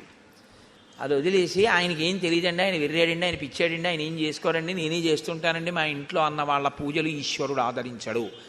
నేను ఉన్న మాట మాట్లాడుతున్నానంతే. నేను వేదాన్ని నమ్ముకున్నాను, నేను శాస్త్రాన్ని నమ్ముకున్నాను, నేను రామాయణాన్ని నమ్ముకున్నాను. నేను ఏది నమ్ముకున్నానో నేను అదే మాట్లాడతాను. నాకు ఇంకోలా మాట్లాడడం నా చేత కాదు.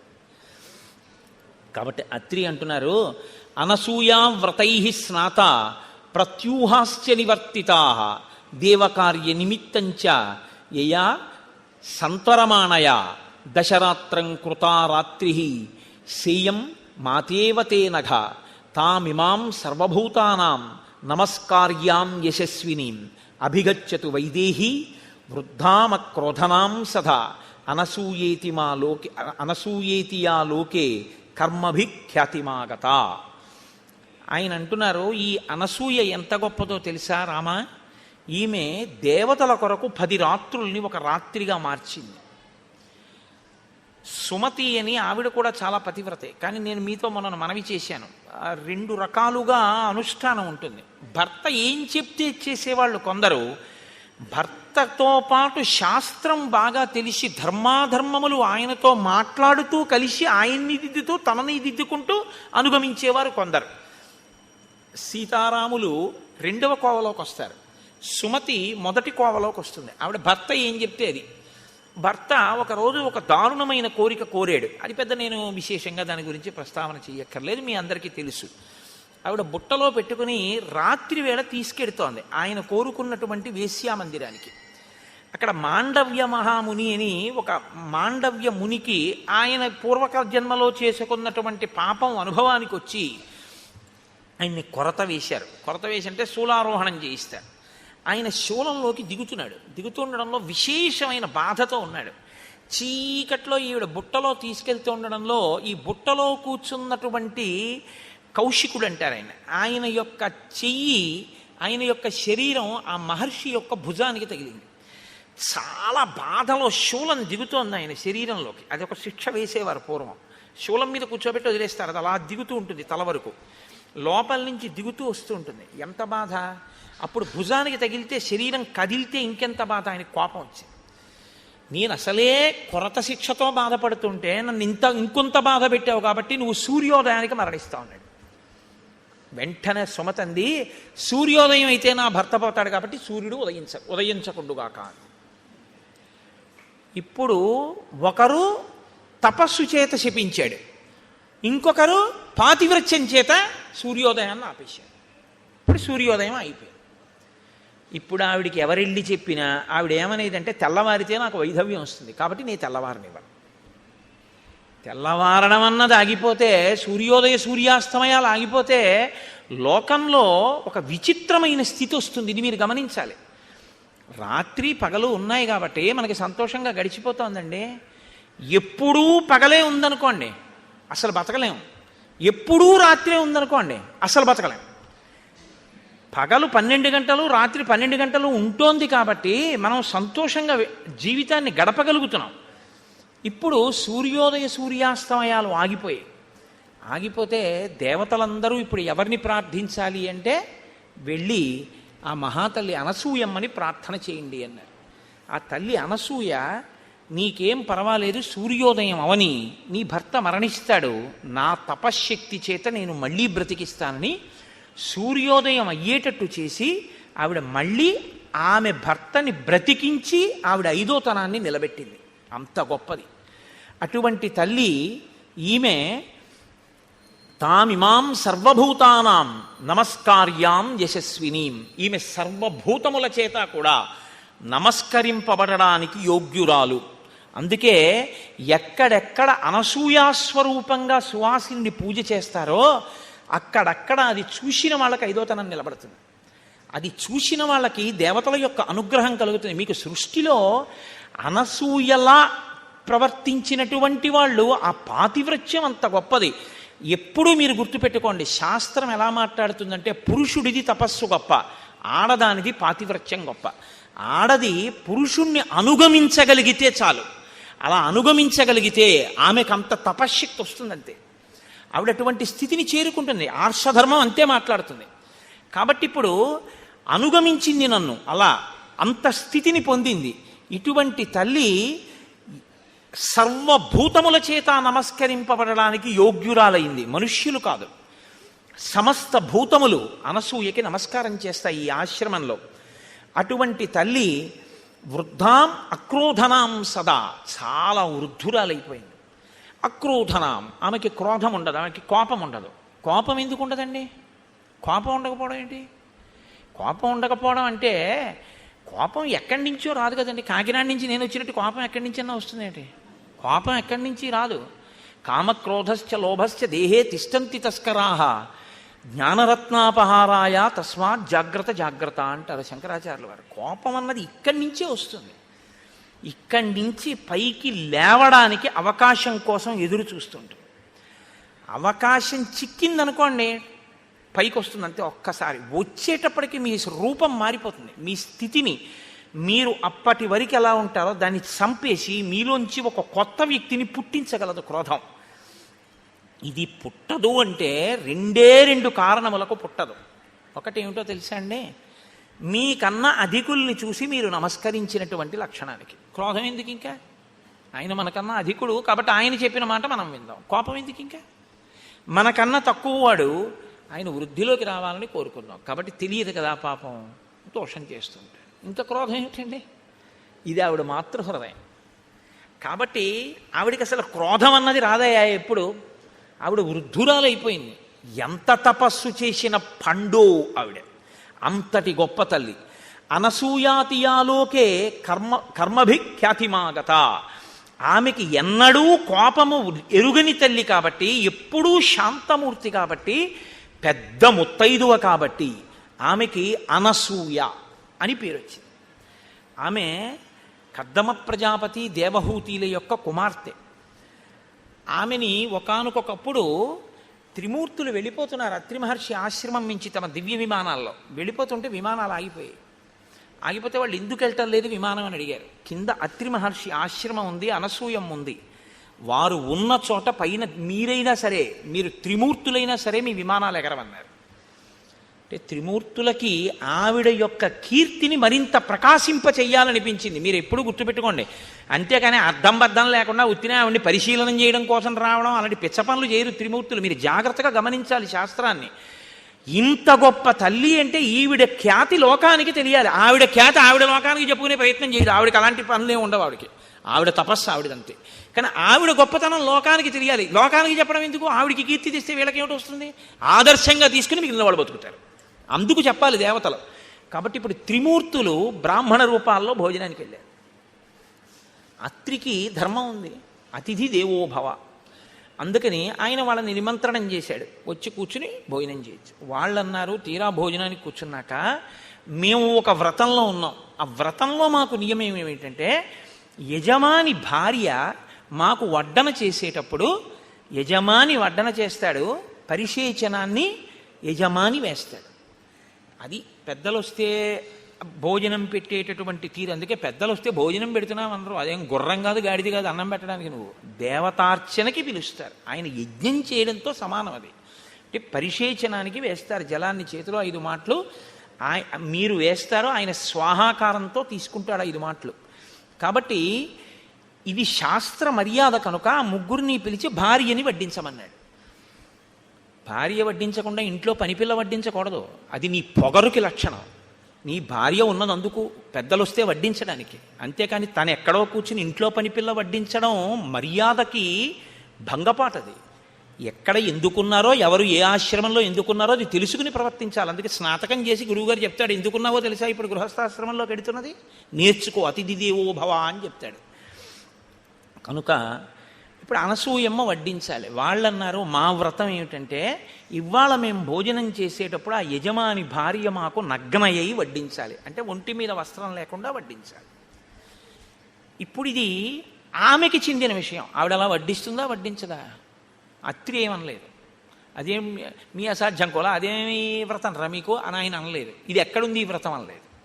ఆయన వెళ్ళి భార్యని అడిగాడు. వాళ్ళకి అది నియమం అంట. ఎందుకంటే అతిథి కూర్చున్న తర్వాత నువ్వు ఏ కారణం చెప్పి లేపేయకూడదు. ఇది మర్యాద అండి మనకి శాస్త్రంలో. అంత ఉదారంగా మాట్లాడాయి మన శాస్త్రాలు. అమృతాన్ని ఇచ్చేసాడంతే, తెలిసి కూడా రాక్షసులని. పంక్తిలో కూర్చుంటే లేపకూడదు. కాబట్టి ఏమి నేర్చుకుంటున్నాం మనం? మనకి నేర్పే పురాణాలు. కాబట్టి ఇప్పుడు వెళ్ళి వాళ్ళకి నగ్నగా వడ్డించాలట. మరి వడ్డిస్తావా అన్నాడు. ఆవిడంది అది పెద్ద విషయమా, అలాగే వడ్డిద్దాం అని. ఆవిడ ముందు బట్ట కట్టుకుని వచ్చింది. వచ్చి మంత్రాక్షతలు తీసుకొచ్చింది. మంత్రాక్షతలంటే నడుము విరగనటువంటి బియ్యానికి అక్షత అని పేరు. అది తన చేతిలో పట్టుకుని మంత్రాన్ని ఉపాసన చేసి తన తపశ్శక్తిని ప్రవేశపెడితే అవతల వారు దానికి లొంగవలసిందే. తను కోరుకున్నట్టు ఆవిడ చేయగలదు. ఆవిడ మంత్రాక్షతలు చేతపట్టుకుని వచ్చి ముగ్గురి తల మీద వేసింది. వేసి పసిబిడ్డల కుదురుగాక అంది. ముగ్గురు ఆ వేసినటువంటి ఆసనాల మీద పసిపిల్లలై పడుకున్నారు. అమ్మ తన కొడుకు పసిపిల్లవాడు అక్కడే ఆడుకుంటుంటే అమ్మవాడిని ముద్దులాడుతూ స్నానం చేసి వచ్చి ఒళ్ళు తుడుచుకుంటుంది, బట్ట కట్టుకుంటుంది. వాడిలో మనోవికారం ఉంటుందా? పసితనానికి ఉన్న గొప్పతనం అది. అంటే పసిపిల్లలు ముగ్గురు అలా కూర్చున్నారు, పడుకుని ఆడుకుంటున్నారు. ఆవిడ వడ్డించేసింది, వెళ్ళి బట్ట కట్టుకుంది, వచ్చింది, ముగ్గురి మీద మంత్రాక్షతలు వేసింది. తినండి. ముగ్గురు త్రిమూర్తులు ఏ రూపాల్లో వచ్చారో ఆ రూపాల్లో తిన్నారు. తినేసిన తర్వాత ఆవిడంది, పిల్లల విషయంలోగా తల్లి అలా ప్రవర్తిస్తుంది, అన్యుల విషయంలో కాంత అలా ప్రవర్తించరుగా, నగ్గనగా వచ్చి ఎవరి ముందు నిలబడదు. నేను దాని గురించి పెద్ద వ్యాఖ్యానాలు ఏం చెయ్యక్కర్లేదు. పసిపిల్లలైతే అమ్మ హృదయం వేరు, ఆ పసిపిల్లాడి మనస్సు వేరు. పసిపిల్లాడు అక్కడ ఆడుకుంటుంటే అమ్మ స్నానాల గది తలుపు తెరిచి వాడు ఏ ప్రమాదం తెచ్చుకుంటాడో అని స్నానం చేసేస్తుంది. అమ్మ అలా ఉండబట్టి కదండి బతికి బట్టకట్టాం. అమ్మ ఆ ప్రేమ చూపించకపోతే మన బతుకులు ఎక్కడ ఉన్నాయి? కాబట్టి అమ్మతనం బిడ్డతనాన్ని చూస్తుంది. కాబట్టి ఇప్పుడు మీరు తిన్న తర్వాత కూడా నాకు అలాగే కనపడిందండి ఆవిడ. ఇప్పుడు వాళ్ళెవరు కనపడకుండా ఉండడానికి ఇంకా వాళ్ళ ప్రమేయం లేదు. ఆవిడ తపశ్శక్తి అంత గొప్పది. అన్నం తినేయడం అయిపోయిన తర్వాత ఆవిడ మళ్ళీ అక్షతలు చేసి వేసేసింది. ముగ్గురు పసిపిల్లలు అయిపోయారు. 3 ఉయ్యాళ్ళు కట్టి పడుకోబెట్టి ఊపింది. మీకు అలా వడ్డించాను కాబట్టి నేను తల్లిని, మీరు బిడ్డలు పడుకోండి ముగ్గురు అని. ముగ్గురు పడుకున్నారు అంతే. ఆవిడ ఉయ్యలు ఊపుతోంది. ఇప్పుడు పరిగెవరు తీశారు? కీర్తి ప్రకాశింపజేయడం మాట దేవుడెరుగు. ముగ్గురు ఉయ్యాల్లో పడుకున్నారని ముగ్గురు వచ్చారు. లక్ష్మీ, సరస్వతి, పార్వతి ముగ్గురు వచ్చారు. ఎలా? పూజ కోసం కాదు, భర్తలు నిమ్మని పరిగెత్తుకుంటూ వచ్చారు. అమ్మా అమ్మా పసిబిడ్డల్ని చేసేసావు కదమ్మా, మాకు మా భర్తల్ని ఇచ్చేవా అమ్మా అని అడిగారు. అదెంత పని? మళ్ళీ మంత్రాక్షతలు వేసింది. ముగ్గురు బిడ్డలయ్యారు. ముగ్గురు కోడళ్ళకి ఇచ్చేసింది. ఇప్పుడు ముగ్గురు కొడుకులయ్యారు. లలితాపరాభట్టారిక స్వరూపం శాస్త్రంలో ఏదో ఆ లలితాపరాభట్టారిక స్వరూప స్థాయికి చేరింది అనసూయమ్మ. ఇది ఆవిడ గొప్పతనం. అటువంటి అనసూయ స్వరూపం గురించి చెప్పి ఆ స్వరూపాన్ని ఇక్కడ తీసుకొచ్చి ఒక సువాసిని యందు ఆవాహన చేసి పూజ చేయకపోతే దోషమైపోతుందండి. శాస్త్రాలు మీకు చూసే అవకాశం ఇచ్చేయి. ఒక సువాసిని కూర్చోబెట్టి మీరు శ్రీ సూక్తంతో ఆవాహన చేసి పూజ చేస్తే మీకు అనసూయమ్మకి జరుగుతున్న పూజ మీరు చూసేసినట్టే. దాని చేత మీరు ధన్యులైపోతారు. చూపుల శ్రీపతి రూపము నాపోవక త్రావి త్రావి హర్షోద్ధతయ్యి వాపుచ్చి మందమధురాలాపంబుల పగడనతిథి లక్ష్మీనాథున్ అంటారు పోతన గారు. చూపులతో తాగి తాగి ఆనందం అనుభవించాలి ఒక్కొక్కసారి. అందుకు కదా ఇప్పుడు ఈ ఘట్టం తర్వాత సువాసిని పూజ జరుగుతోంది అనసూయాస్వరూపంగాను. ఇదే ఆవిడ గొప్పతనం. కాబట్టి రామ, నువ్వు ఇప్పుడు ఆ అనసూయ దగ్గరికి నువ్వు సీతమ్మని పంపించు. సీతమ్మ లోపలికి వెళ్ళి అనసూయమ్మతో మాట్లాడుతుంది అని అనసూయని పిలిచారు అత్రి మహర్షి. రామలక్ష్మణులు సీతమ్మ నమస్కారం చేశారు. ఆయన అన్నారు, అనసూయ సీతమ్మని లోపలికి తీసుకెళ్ళు అన్నారు. వాళ్ళిద్దరికీ తెలుసు ఏమివ్వాలో ఎందుకు ఇవ్వాలో, రామాయణాన్ని ఎలా తిప్పాలో ఋషులకి తెలుసు. కాబట్టి ఇప్పుడు అనసూయమ్మ సీతమ్మని తీసుకుని లోపలికి వెళుతోంది. వెడుతున్న అనసూయమ్మ ఎలా ఉందో మనకి నిజంగా వాల్మీకి, అందుకు కదండి ఋషి రుణం వచ్చింది. అనసూయమ్మ ఎలా ఉండేదండి అన్నారనుకోండి, ఆవిడ వృద్ధురాలు అని మహర్షి చెప్పారు. ఎలా ఉందో మనం చూడ్డానికి వీలుగా లైవ్ టెలికాస్ట్ అంటారే, శాబ్దికమైన ప్రత్యక్ష ప్రసారం చేస్తారు మహర్షి. ఆయన అంటారు, శిథిలాం ఫలితాం వృద్ధాం జరా పాండురమూర్ధజాం సతతం వేపమానాంగీం ప్రవాతే కదలీయథ. ఆవిడ శిథిలాం, శరీరమంతా శిథిలమైపోయింది. ఫలితాం, ఆ తల్లి ఒళ్ళంతా ముడతలు పడిపోయింది. వృద్ధాం, వృద్ధురాలైపోయింది. జరాపాండురమూర్ధజాం, వృద్ధాప్యం చేత ఆవిడ తలంతా నెరిసిపోయి ముగ్గుబుట్టు అయిపోయింది, పెద్దదైపోయింది, పెద్ద ముత్తైదువ. సతతం వేపమానాంగీం, ఆవిడ ఇలా వణికిపోతోంది చేతులవిని. ప్రమాతే కదలీయథ, గాలి వేస్తే అరిటి చెట్టు ఎలా కదిలిపోతుందో అలా కదిలిపోతోంది. అటువంటి తల్లి బయటికి వచ్చి సీతమ్మ చెయ్యి పట్టుకుని లోపలికి తీసుకెళ్ళింది. లోపలికి వెళ్ళిన సీతమ్మ అనసూయమ్మ ఏం మాట్లాడుకున్నారో మనకి వెంటనే కెమెరా అటు తిప్పుతారు మహర్షి. అది రామాయణానికి గొప్పతనం. నేను అదే ఏకాంతంగా చదవండి రామాయణాన్ని మామూలుగా చదవకండి అని నేను అంటాను. మీరు దాన్ని అలా చూస్తుంటే మీకు ఇక్కడ రామాయణం కదిలేటట్టుగా ఆయన రచన చేశారు. ఇప్పుడు మీ సంతోషం ఎవరి మీద ఉంటుంది ఇంత చెప్పాక?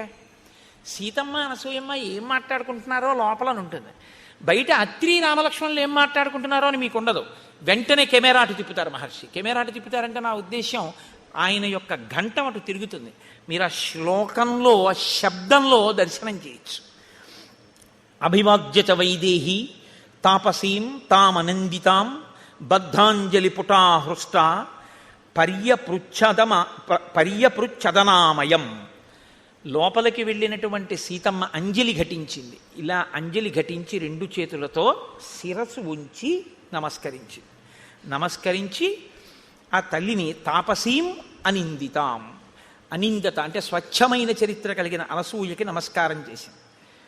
వెంటనే అనసూయమ్మంది, ఇంకా ఏమీ పెద్ద హడావిడేం లేదండి. వెంటనే ఒక మాట అంది, తత సీతాం మహాభాగాం దృష్ట్వా తాం ధర్మచారిణీం స్వాంత్యయంత్య బ్రవీత్ హృష్ట దిష్ట్యా ధర్మమవీక్షసే.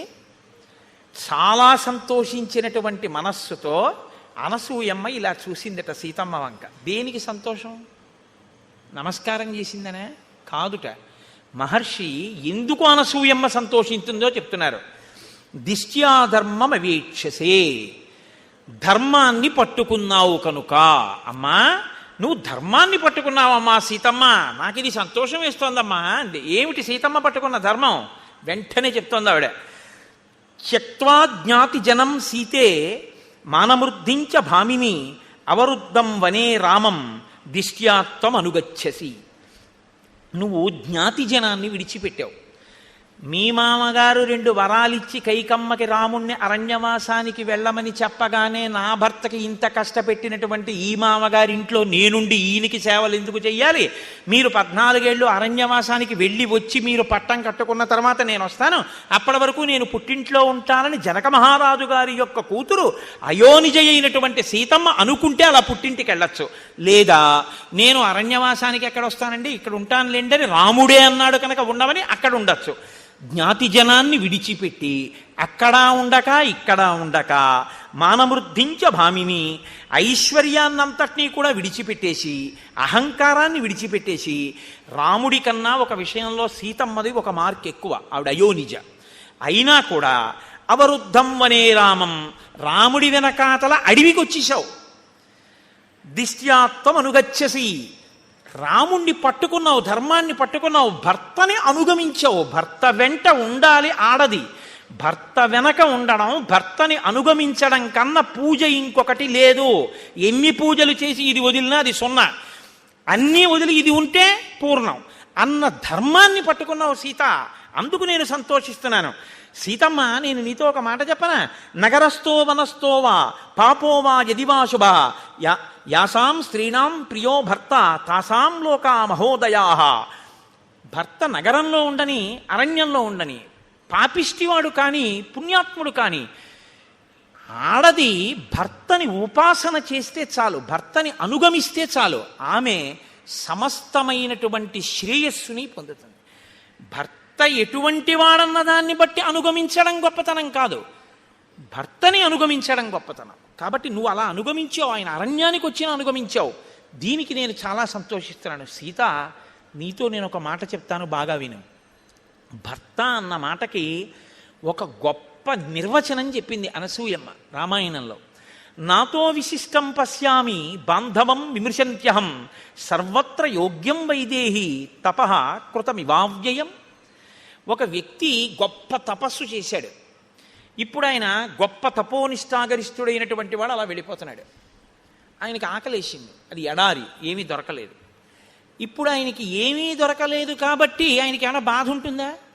ఆయన తన తపశ్శక్తి చేత ఆయన తలుచుకుంటే అక్కడికి నదిని తీసుకురాగలడు. ఆయన సాక్షాత్ అన్నపూర్ణమ్మని పిలిచి అన్నం వడ్డించుకుని తినగలడు. నిన్నను చూడలా భరద్వాజ మహర్షి తపశ్శక్తి ఏమిటో మీరు? తపశ్శక్తి తన నుంచి వేరుపడకుండా తనలోనే ఉండి తనని రక్షిస్తున్నట్టు భర్త అనేటటువంటి వాడు భార్యకి సిద్ధమైన తపస్సు లాంటి వాడు. అలా రక్షిస్తూ ఉంటాడు. ఎక్కడికి వెళ్ళు ఆయన యొక్క అని కీర్తి పొందుతుంటావు. కాబట్టమ్మా భర్త అంటే అంత గొప్పవాడమ్మా. నత్వేమవగచ్చంతి గుణదోషమసస్త్రియ కామ వ్యక్తవ్య హృదయ భర్తృనాథాశ్చరంత్యాహ. కొంతమంది ఈ లోకంలో కామమునకు లొంగినటువంటి వారై భర్త మీద తాము అధికారమును చెలాయించాలని, భర్తని తమ చెప్పు చేతల్లో పెట్టుకోవాలని, ఎప్పుడూ భర్త గురించినటువంటి విషయాలు తెలుసుకోవాలనేటటువంటి కుతూహలంతో ప్రవర్తిస్తూ తము యుక్తాయుక్త విచక్షణ మరిచిపోయి తామే ఏదో భర్తని చెప్పు చేతల్లో పెట్టుకుని నడిపించగలిగినటువంటి ప్రజ్ఞ ఉన్నవారమని ప్రవర్తిస్తూ ఉంటారు. అది చాలా నింద్యమైనటువంటి పని. అలా ఉండకూడదమ్మా అని అనసూయమ్మ అంటూ, నువ్వు ఎప్పుడూ ఎలా ఉండాలని నేను ఆశీర్వచనం చేస్తున్నానో తెలుసా? తదేవమేనం త్వమనువ్రతా సతి పతివ్రతానాం సమయానువర్తిని భవస్వభర్తు సహధర్మచారిణి యశశ్చ ధర్మంచ తతస్సమాప్స్యసి. నీకు ఎన్నడూ కూడా రామునే అనుగమించేటటువంటి లక్షణము ప్రకాశించి ఉండుగాక. ఎన్నడూ నీవు పతివ్రతవై ఉందువు కాక. నీవు ఎప్పుడూ సహధర్మచారిణివై ఉందువు కాక. దాని వలన నీకు లోకంలో విశేషమైనటువంటి ధర్మావలంబకురాలవన్న కీర్తి ప్రకాశించుగాక. లోకంలో దాంపత్యము అంటే ఇంక ఎవ్వరిని చెప్పరు. వరుణ్ణి నారాయణుడిగా తీసుకొచ్చిన దాంపత్యం అంటే మాత్రం ఎలా బతకండి అని చెప్తారంటే సీతారాములే, సీతారాముల్లా బతకండి అంటారు. అంటే అంతగా ఒకరినొకరు అనుగమించిన వారై, ఒకరి మనసులో ఒకరుండి, ఆమెకు ఆయనకు అభేదమై ఇద్దరుగా తిరుగుతున్న ఒక్కరై బతకినటువంటి స్థితికి సీతారాముల దాంపత్యం పరాకాష్ఠగా ప్రతీకగా నిలబడుతుంది. కాబట్టి అనసూయమ్మ ఈ మాట చెప్పి సంతోషిస్తే సీతమ్మంది, అమ్మా నైతదాశ్చర్యమార్యాయ యన్మాం తమభిభాషసే విదితుం తు మహాప్యేతత్ మమాప్యేతత్ యథా నార్యాః పతిర్గురుః. తల్లి, నీవు ఇంత మహాపతివ్రతవి కాబట్టి ఇటువంటి మాటలు చెప్పడం ఆశ్చర్యం లేదమ్మా. కానీ అమ్మా, నాకు కూడా ఈ విషయంలో మంచి పూనిక ఉంది. యథా నార్యాః పతిర్గురుః. పతి అనేటటువంటి వాణ్ణి ఎప్పుడూ ఆడది అనుగమించాలి అనేటటువంటి విషయంలో నేను పూనిక ఉన్నదానను. అమ్మ, లోకంలో గుణములు లేనటువంటి వాణ్ణి కూడా అనుగమించేటటువంటి వాళ్ళు ఉన్నారు పతివ్రతలై. తన కళ్ళెదుట వేరొక భార్యతో క్రీడిస్తున్నటువంటి వాణ్ణి కూడా క్షమించగలిగినటువంటి భార్యలు ఉన్నారు. లేదా మీకు రామాయణంలో ఏదైనా మండోదరి కనపడదా? మండోదరి పతివ్రత కాదా? మహాపతివ్రత. అమ్మ, వాళ్ళు గొప్ప తప్ప నేను రాముణ్ణి అనుగమించడం పెద్ద గొప్పతనం ఏముందమ్మా? రాముడు ఎటువంటి వాడో తెలుసా? కిం పునర్యో గుణశ్లాఘ్య సానుక్రోశో జితేంద్రియ స్థిరానురాగో ధర్మాత్మ మాతృవత్ పితృవత్ ప్రియ. అమ్మా, ఎన్ని గుణములున్నాయమ్మా మహానుభావుడికి! ఇంద్రియములను జయించినటువంటి వాడమ్మా, దయాళువమ్మా, స్థిరమైన అనురాగం ఉన్నవాడమ్మా. కొన్నాళ్ళు ఈ భార్య యందు అనురాగంతో ఉండి రేపొద్దున ఇంకో భార్యని స్వీకరించేటటువంటి లక్షణం ఉన్నవాడు కాదమ్మా ఆయన. స్థిరమైన అనురాగం ఉన్నవాడమ్మా. మాతృవత్ పితృవత్ ప్రియ. ఆయన తల్లి తండ్రి యందు ప్రేమ ఎలా ఉంటుందో నాకు రాముని యందు ప్రీతి అలా ఉంది, ప్రేమ అలా ఉంది. మీరు బాగా జ్ఞాపకం పెట్టుకోండి ఈ మాటలకు అర్థం. ఇవాళ ద మోస్ట్ డిస్టార్టెడ్ వర్డ్ ప్రేమ అంటే, నేను ఆంగ్ల భాష ఉపయోగించానని మన్నించండి, అంతగా ఏ పదము కూడా లోకంలో తప్పుగా వాడబడనటువంటి మాట ఏదైనా ఉంటే ప్రేమ అన్న మాటే. ప్రేమ అన్న మాటని ఎవరి ఇష్టం వచ్చినట్టు వాళ్ళు వాడేస్తున్నారు. కామము అన్న మాటని చెప్పవలసిన చోట అది చెప్పకుండా ప్రేమ అన్న మాటతో దాన్ని పూర్ణ చేస్తున్నారు. మీరు మాటని కానీ ఒక చోట చెప్పవలసిన దాన్ని ఇంకొక మాట పెట్టేస్తే జీవితాలు పడిపోతాయి. తెలుసా అండి? ఎందుకో తెలుసా? ప్రేమ అన్న మాటకు అర్థం ఏమిటంటే, ప్రతిఫలాన్ని అపేక్షించకుండా అవతలి వ్యక్తి యొక్క అభ్యున్నతిని చిట్ట చివరి శ్వాస వరకు కోరుతూ వారి అభ్యున్నత కొరకు తన జీవితాన్ని కూడా పరిత్యజించగలిగినటువంటి స్థితి ఉన్నటువంటి వ్యక్తికి ప్రేమ కలిగిన వాడు అని పిలుస్తారు. ఇది ఎవరికి చెల్లుతుందంటే తల్లికి, తండ్రికి, గురువుకి, భర్తకి, వీళ్ళకి చెందుతుంది. ఎందుకనంటే ఒక తల్లి బిడ్డను ఎందుకు ప్రేమిస్తుంది? కడుపులో ఎందుకు పెట్టుకుంది? వైకుంఠం క్యూ కాంప్లెక్స్లో వెళ్ళిపోతున్నటువంటి చంటి పిల్లవాడు ఏడిస్తే, నిన్నగాక మొన్న పెళ్ళైనటువంటి యవ్వనంలో ఉన్న తల్లి పిల్లవాడు ఏడిస్తే ఏడిచాడు కానీ ఇంతమంది మగవాళ్ల మధ్యలో నేను నా స్తన్యం ఇవ్వను అనకుండా, వాడు ప్రాణం ఎక్కడ పోతుందో అని అంతమంది మగవాళ్ళు ఉన్నారని కూడా చూడకుండా స్తన్యం ఇచ్చి పిల్లాడిని ఎందుకు పోషిస్తోంది? పిల్లవాడి మలమూత్రాలు ఎందుకు ఎత్తుతోంది? తన నెత్తుటిని పాలగా మార్చి పిల్లవాడికి ఎందుకు పడుతోంది? వాడు ఏడిస్తే వాడి చెవిలో చీమ దూరిందని ఏ భాష చేత తెలుసుకుంటోంది? ఇది అమ్మతనం. ఈ అమ్మతనం ఉందే, ఈ అమ్మతనమే లోకంలో మొట్టమొదటి దైవస్వరూపంగా గుర్తింపబడి గౌరవింపబడింది. ఈ అమ్మ ప్రాణం పోయేటప్పుడు ఆఖరణ కూడా ఆ కొడుకును ఒకసారి చూసి చచ్చిపోవాలనుకుంటుంది. ఆ కొడుకు ఒళ్ళో తలపెట్టుకు చచ్చిపోవాలనుకుంటుంది. కట్టుకున్నవాడు వాడు కొరివి పెడితే బాగుండు అనుకుంటుంది. వాడు వైద్యం చేయించకపోయినా, ఎందుకమ్మా వాడు అన్నం పెట్టాడా వైద్యం చేయించాడా, ఆ పిల్లవాడు నాశనం అయిపోతాడమ్మా అన్నారనుకోండి ఎవరైనా, వద్దమ్మా అంత మాట అనకండి అమ్మా, వాడలా 10 కాలాలు బతకనివ్వండి, అంతేకాని నాకు అన్నం పెట్టకపోతే ఏమిటి, పెద్దదాన్ని అయిపోయిన ఎన్నాళ్ళు ఉంటాను, ఇవాళ ఉంటాను, రేపు పోతాను, వృద్ధిలోకి రావలసిన వాడు వాడంటుంది. ఇది అమ్మ అంటుంది. నాన్నగారు అంటారు, గురువుగారు అంటారు. దీనికి ప్రేమ అని పేరు. అంతేకాని ఓ తల్లి తండ్రి కష్టపడి తన కడుపున ఒక అందమైన పిల్ల పుట్టింది, దాన్ని కన్యాదానం చేసి దాని జీవితాన్ని అభ్యున్నతిలోకి తీసుకొద్దామని నిరంతరం కలలు వాళ్ళు కంటే, నీ సొత్తులా నువ్వు ఎక్కడో ఆ పిల్లని చూసి అయితే నాది కావాలి లేకపోతే ఎవరికో కాకూడదని నువ్వు ఆమె మీద యాసిడ్ పోసి ప్రేమ అని పిలవడం నీ కామానికి పరాకాష్ట తప్ప ప్రేమ ఎలా అయింది? ప్రేమ అన్న మాట వక్రంగా వాడకూడని రీతిలో వాడబడుతోంది. వాడి పాడు చేస్తున్నారు. ఇవాళ పిల్లలది కాదు తప్పు, పెద్దలదే తప్పు. ఇవ్వకూడని మాట మీరు అందించేశారు పిల్లలకి. వాడు ఆ మాట వాడుతున్నాడు. నేను కామించానమని చెప్పండి వాడిని. వాడు చెప్పలేడు, సిగ్గుపడతాడు. కామించడం అంటే ఏమిటో తెలుసా అండి? కోరడం, నాకే దక్కాలని అడగడం, దక్కకపోతే వ్యగ్రత కలగడం, దానికి కామం అని పేరు.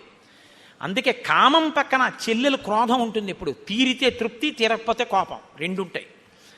ప్రేమ అలా కాదు. వాడు చూశాడు సంతోషం, చూడలేదు సంతోషం, రెండిటికీ ఆశీర్వచనమే. ప్రేమని పట్టుకెళ్ళి కామం దగ్గర ప్రేమ వాడతావా? నువ్వు వాడి ఎన్ని లక్షల కుటుంబాల్లో అగ్నిహోత్రం పోసేసావు. నేను అందుకే మనవి చేస్తున్నాను, రచయితలు తమ బాధ్యతలు గుర్తించవలసి ఉంటుంది. చేతికి కలం ఉందని ఇష్టం వచ్చినట్టు పదాలు వాడి యువతరాన్ని పాడు చేసే అధికారం ఎవరికి లేదు. నేను ఈ మాట అంటే నాకు ఒక సినీ రచయిత ఫోన్ చేశాడు ఒకప్పుడు. కోటేశ్వరారు మీరు అన్న మాటలు నా హృదయాన్ని తాకాయి, నేను కొన్ని చాట్ల అలా రాశాను, నన్ను మీరు క్షమించండి అన్నాడు. నేను ఎంత సంతోషించానో నిజంగా. ఆయన ఉదారుడు, సంస్కృతి ఉన్నవాడు. నేను చాలా సంతోషించాను. తప్పు చేయడం గొప్ప కాదు, తప్పు దిద్దుకోవడానికి సిద్ధపడడం గొప్ప. కాబట్టి ఆ తల్లి సీతమ్మ అంటోంది, అమ్మా యావృత్తిం వర్తతే రామ కౌసల్యాయాం మహాబల తమేవ నృపనారీణాం అన్యాసామపి వర్తతే. నా భర్త ఎంత గొప్పవాడో తెలుసా అమ్మా? ఎప్పుడైనా దశరథ మహారాజు గారు తన భార్య అయినటువంటి కౌసల్య, సుమిత్ర, కైకేయిని ఎంత ప్రేమగా చూసుకుని ఈ పిల్లలు పుట్టడానికి వాళ్ళని క్షేత్రములుగా స్వీకరించాడో, ఆ కన్నతల్లి అయినటువంటి కౌసల్యాదేవి పట్ల ఎటువంటి ప్రేమ చూపిస్తాడో ఆమెను క్షేత్రముగా రాముడు పుట్టాడు. కానీ తను పుట్టకపోయినా వారి కడుపుల యందు తండ్రి గారికి క్షేత్రములు కనుక, తండ్రి గారి భార్యలు కనుక, తండ్రి గారి భార్యలన్న కారణం చేత కౌసల్యని ఎలా గౌరవించాడో మిగిలిన రాణుల్ని కూడా నా భర్త అంత తల్లి రూపంగా గౌరవించాడమ్మా. అంత గొప్పవాడు నా భర్త. సగృదృష్టాస్వపి స్త్రీషు నృపేణ నృపవత్సల మాతృవద్వర్తతే వీరో మానముత్సృజ్య ధర్మవిత్. శ్రీరాముడు ఎంత ధర్మము కలిగిన వాడంటే, దశరథ మహారాజు గారు దక్షిణ నాయకుడు, 350 మంది రాణులు ఉన్నారు ఆయనకి. మామగారైనటువంటి దశరథుడు ఎవరెవరిని అనురాగపు చూపులతో చూసి భార్యాస్థానంలో నించోపెట్టాడో వాళ్ళ యొక్క అందాల్ని మా రాముడు ఎప్పుడూ చూడలేదు. ఇంత అందగత్తె కాబట్టే మా నాన్నగారికి రాణి కాగలిగింది అన్న మాట అనలేదు. ఈమె మా తల్లిగారు కాబట్టి నా చేత నమస్కారం అన్నాడు. ఇది రాముని యొక్క సౌశీల్యం. నాకు తల్లి అరణ్యానికి బయలుదేరేటప్పుడు మా అత్తగారు కౌసల్య చెప్పింది, ఆగచ్చత్యాంశ్చ విజనం వనమేవం భయావహం సమాహితం మే శ్రశ్రాచ హృదయే తద్ధృతం మహత్. నేను అరణ్యానికి వచ్చేటప్పుడు మా అత్తగారు భర్తతో ఎలా ప్రవర్తించాలని చెప్పిందో అవన్నీ నా మనసులో ఉన్నాయమ్మా. ఒక అత్తగారి పట్ల ఎంత గౌరవంతో కోడలు మాట్లాడాలో రామాయణం మనకి నేర్పుతుంది. అందుకే మీతో నేను మనవి చేసింది, ధర్మశాస్త్రాలు స్మృతులు వేదం ఇవాళ చదవగలమా అంటే పక్కన పెట్టండి, రామాయణ కావ్యం చదవండి. అన్నిటి సారాంశం అది, ఏదో ఉపబ్రహ్మణం మీకు నేర్పుతుంది. ప్రవర్తన ఎక్కడ ఎలా ఉండాలో మనకి నేర్పుతుంది. అత్తగారు చెప్తే సరిపోయిందా? ఆడపిల్ల, ఈడపిల్ల కాదు, ఇక్కడ పుట్టిన పిల్ల ఇంకో వంశాన్ని ఉద్ధరించడానికి ఎడుతుంది వాళ్ళ ఇంటికి. ఆ పిల్ల అక్కడ ఐశ్వర్యాన్ని వృద్ధి చేయడానికి, ఆ వంశాన్ని వృద్ధి చేయడానికి ఇక్కడ శిక్షణ ఇవ్వబడాలి. తల్లి ఏం చెప్పింది సీతమ్మకి మరి? ప్రాణిప్రదాన కాలేచ యత్ పురాత్వగ్నిసన్నిధౌ అనుశిష్టా జనన్యాస్మి వాక్యం తదపి మే ధృతం. అమ్మా, మా అమ్మ ఉందే, ఆవిడ అమ్మ అంటే ఆవిడ అయోనిజ, కానీ జనకుని జ్యేష్ఠపత్ని. మా అమ్మ నేను పుట్టింట్లో ఉన్నప్పుడు అత్తవారింట్లో ఎలా ఉండాలో నాకు నేర్పింది. అది ఎక్కడ వరకు నేర్పిందో తెలుసా అమ్మా? పెళ్లి చేస్తున్నప్పుడు, అగ్నిహోత్రం జరుగుతున్నప్పుడు కూడా నువ్వు నీ భర్తని అనుగమించాలి, అత్తమామల్ని గౌరవించాలి చెప్తూనే ఉంది. ఎక్కడి వరకు? పురాత్వగ్ని సన్నిధౌ, అగ్ని సన్నిధిలో కూడా. పాణిప్రదాన కాలేచ, నా చెయ్యి రాముడి చేతిలో పెడుతున్న సుముహూర్త సమయంలో కూడా మీ ఇద్దరూ కలిసి బతకాలి. అతన్ని అనుగమించు, అతని మనసు నీ మనసు ఒకటి కావాలి తప్ప ఎన్నడూ మీ ఇద్దరూ రెండుగా ఉండకూడదు, ఒకటిగా బతకండి అని 1కి 10 మాటలు మా అమ్మ నాకు నేర్పిందమ్మా. అటువంటి తల్లి దగ్గర శిక్షణ పొందానమ్మా నేను. తన కీర్తి ఎక్కడి నుంచి వచ్చిందో నేర్పుతోంది. పరోక్షంగా అనసూయమ్మ, సీతమ్మ ఈ జాతికి నేర్పుతున్నారు. ఒక ఆడపిల్ల అత్తవారింట్లో ఎలా బతకాలో నేర్పవలసిన బాధ్యత తల్లిదండ్రులది. అయిందానికి కాందానికి జోక్యం చేసుకుని ప్రతిదానికి అత్తవారింటి విషయాలు కనుక్కుని వాళ్ళ నుంచి ఆడపిల్లని వేరు చేసే ప్రయత్నం పుట్టింటి వారు చెయ్యకూడదు. అక్కడ అత్తిపోయేటట్టుగా తల్లిదండ్రులు నేర్పాలి. ఇది నాకు నా తల్లి నేర్పింది. పాణిప్రదాన కాలేచ యత్పురాత్వగ్ని సన్నిధౌ అనుశిష్టా జనన్యాస్మి వాక్యం తదపి మే ధృతం. నన్ను బాగా మీరు అర్థం చేసుకోండి. నేను ఎవరినీ తక్కువ చేయట్లేదు, ఎవరినీ ఎక్కువ చేయట్లేదు. పురుషుడు ఎక్కువ కాడు, స్త్రీ తక్కువ కాదు. అసలు ఆ మాటకు వస్తే నా మొదటి నమస్కారం ఆడదానికి. ఎందుకంటే తల్లి జన్మ ఇచ్చింది కాబట్టి ఈ శరీరం ఉంది. నేను చెప్పడం ఏంటంటే శాస్త్రాలు చెప్పాయి, పురుషుడు నేల మీద పడి నమస్కారం చేయాలి, ఆడది అలా పడక్కర్లేదని చెప్పారు. ఎందుకు పడక్కర్లేదని అడిగారు. ఏ స్థానంలోంచి నువ్వు జన్మ పొందావో, ఏ 2 స్థానముల దగ్గర బతికుండడానికి పాలు తాగావో ఆ 2 గౌరవింపబడాలి, అవి నేలని తగలక్కర్లేదన్నారు. అందుకే ఆడది నేల మీద పడి నమస్కారం చేయదు. ఆడదానికి శాస్త్రాలు అంత పెద్దపీట వేసి గౌరవించేయి. నేను గౌరవించడం ఏంటి? శాస్త్రం నమ్మాను కాబట్టి నేను గౌరవిస్తున్నాను. కాబట్టి స్త్రీకి సనాతన ధర్మంలో, స్మృతిలో, శాస్త్రంలో వేసినంత పెద్దపీట బహుశా ఎక్కడా ఎవ్వరూ వెయ్యరు. నీకు చేత కాకపోతే, నువ్వు పురాణం చదవకపోతే, నువ్వు కావ్యాలు చదవకపోతే నీకు ఇంకోలా కనపడచ్చు, నువ్వు చదివితే ఆ మాట నువ్వు అనలేవు. కాబట్టి సీతమ్మంది, అమ్మ నాకు నేర్పిందమ్మా మా అమ్మ, నవీకృతంతు తత్సర్వం వాక్యైస్తే ధర్మచారిణి పతి శుశ్రూషణాం నార్యా తపో నాణ్య విధీయతే. అమ్మ నాకు ఒక విషయం బాగా తెలుసు. ఏమిటో తెలుసా? అసలు ఆడది ప్రత్యేకంగా తపస్సు అనేటటువంటిది వేరే చెయ్యక్కర్లేదు. ఎందుకో తెలుసా? ఆయన గాయత్రి చేసుకోవాలి, సంధ్యావందనం చేసుకోవాలి. ఆయన సంధ్యావందనానికి స్నానం చేశాక నీళ్ళెట్టింది, అయిపోయింది ఆవిడ తపస్సు. ఆయన చేసిన గాయత్రిలో సగం ఈవిడికి వేసేశారు. ఆయన జపం చేసుకుని వచ్చి భోజనానికి కూర్చున్నాడు, ఆయనకి అన్నం వండి పెట్టింది, ఆయన చేసిన పూజలో సగం ఈవిడికి వేసేశారు. ఆయన ఓ దేవాలయం కట్టడానికి విరాళం ఇచ్చాడు, అందులో సగం ఆవిడికి వేసేశారు. అందుకే ధర్మపత్ని సమేతస్య అంటే చాలు పడిపోయింది, అనకపోయినా పడిపోతుంది. ఎందుకో తెలుసా అండి? అలా ఓ దేవాలయం కట్టడానికి విరాళం ఇవ్వడానికి కావలసిన రీతిలో ద్రవ్యాన్ని ఆర్జన చెయ్యడానికి, పురుషుడు తిరగడానికి కావలసిన బలాన్ని సంతరింపజేయడానికి వంట చేసి పెట్టింది ప్రేమతో. కాబట్టి సగం ఫలితం ఆవిడికి వేశారు. కాబట్టమ్మా, ఆడదానికి తపస్సు అంటే భర్తని సంతోషంగా ఉంచడమే. ఇది లోకంలో ఎందుకు చెప్పారో తెలుసా అండి ఇంత గొప్ప మాట? భర్తకి శాంతి స్థానం భార్య, భార్యకి శాంతి స్థానం భర్త. బయట ఎన్ని ఇబ్బందులు కలగనివ్వండి, భార్య సంతోషంగా పలకరిస్తే ఆయన సంతోషిస్తాడు. ఆవిడ ఎంత దరిద్రంలో ఉండనివ్వండి, ఎంతమంది ఏమననివ్వండి, భక్త ఒక్కడు గుండెల్లో పెట్టుకున్నాడు అనుకోండి చాలు సంతోషంగా. దీనికి ఒక మాట చెప్తుంటారు పెద్దలు, సముద్రం లోపలికి వెళ్ళి జాలరులో 6 నెలలకోసారి ముత్యాలన్నీ ఏరి జాగ్రత్తగా పట్టుకొచ్చి భార్యల మెళ్ళల్లో వేసేవారట. ఒక జాలరి వెళ్ళేవాడు కాదుట. ఆ ఒడ్డున ఉన్నటువంటి నత్తగుల్లలన్నీ ఏరి, శంఖాలు ఏరి, దండలు గుచ్చి భార్య మెళ్ళలో వేసేట.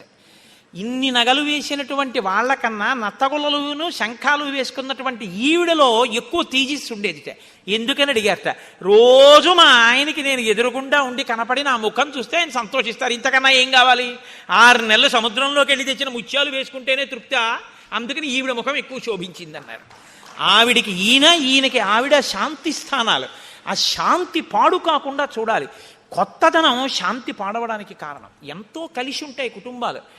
తెలిసి తెలియని తనంతో గబుక్కుని వచ్చి భార్య నేరం చెప్పింది అనుకోండి ఎవరి మీదో, ఏమిటండి మీ తమ్ముడు అలా మాట్లాడుతుంటాడు అస్తమానం, నా మనసు చిన్నబుచ్చుకుంటోంది అంటే, అతనికి అప్పటి వరకు తమ్ముడితో కలిసి ఉన్నవాడికి తమ్ముడి మీద కోపం వస్తుంది. అందుకే సన్నికళ్ళు తొక్కించి మంత్రం చెప్తారు పెళ్లిలో. అమ్మ, ఈ రాయి తొక్కినా, గౌరవించినా, పచ్చడి చేసినా, పసుపు కొమ్మెట్టినా ఎంత స్థిరంగా ఉందో, నువ్వు అత్తవారి ఇంట కూడా కొంచెం ఓర్చుకుని ఆ స్థిరభావంతో ఉండు, లేకపోతే గడపలు చాలా అయిపోతాయమ్మా. ఈ ఐకమత్యత విచ్ఛిన్నమైపోతుంది. నువ్వు కొంచెం గట్టిగా నిలబడితే కుటుంబాలు కలిసి ఉంటాయి అని ఉదార బుద్ధితో వేదం నేర్పుతుంది. ఆడపిల్లకి ఎంత నేర్పుతుందో మగపిల్లవాడికి అంతా నేర్పుతుంది సుమండి. అన్నీ మాకేనా అనకండి, మళ్ళీ అన్నీ నేర్పుతుంది. ఇప్పుడు నేను వివాహ మంత్ర ప్రాశస్త్యము అన్న విషయం మీద మాట్లాడటలేదు కాబట్టి నేను వాడి జోలికి ఎక్కువగా వెళ్ళటలేదు. కాబట్టి అమ్మా, నాకు ఈ విషయం తెలుసు. ఇలా పతిని మించినటువంటి సావిత్రి, రోహిణి మొదలైనటువంటి వాళ్ళు దేవలోకాల్ని చేరుకున్నారు అన్న విషయం కూడా నాకు తెలుసు అని ఆ తల్లి అంది. అమ్మా, నేను చాలా సంతోషించానంటే అనసూయమ్మంది, కింతే కరవాణి బ్రవీహిమే, నీకు ఒక వరం ఇద్దామనుకుంటున్నాను, ఏం వరం కావాలో కోరుకో, నీ మాటలకి సంతోషించాను సీతమ్మ అంది.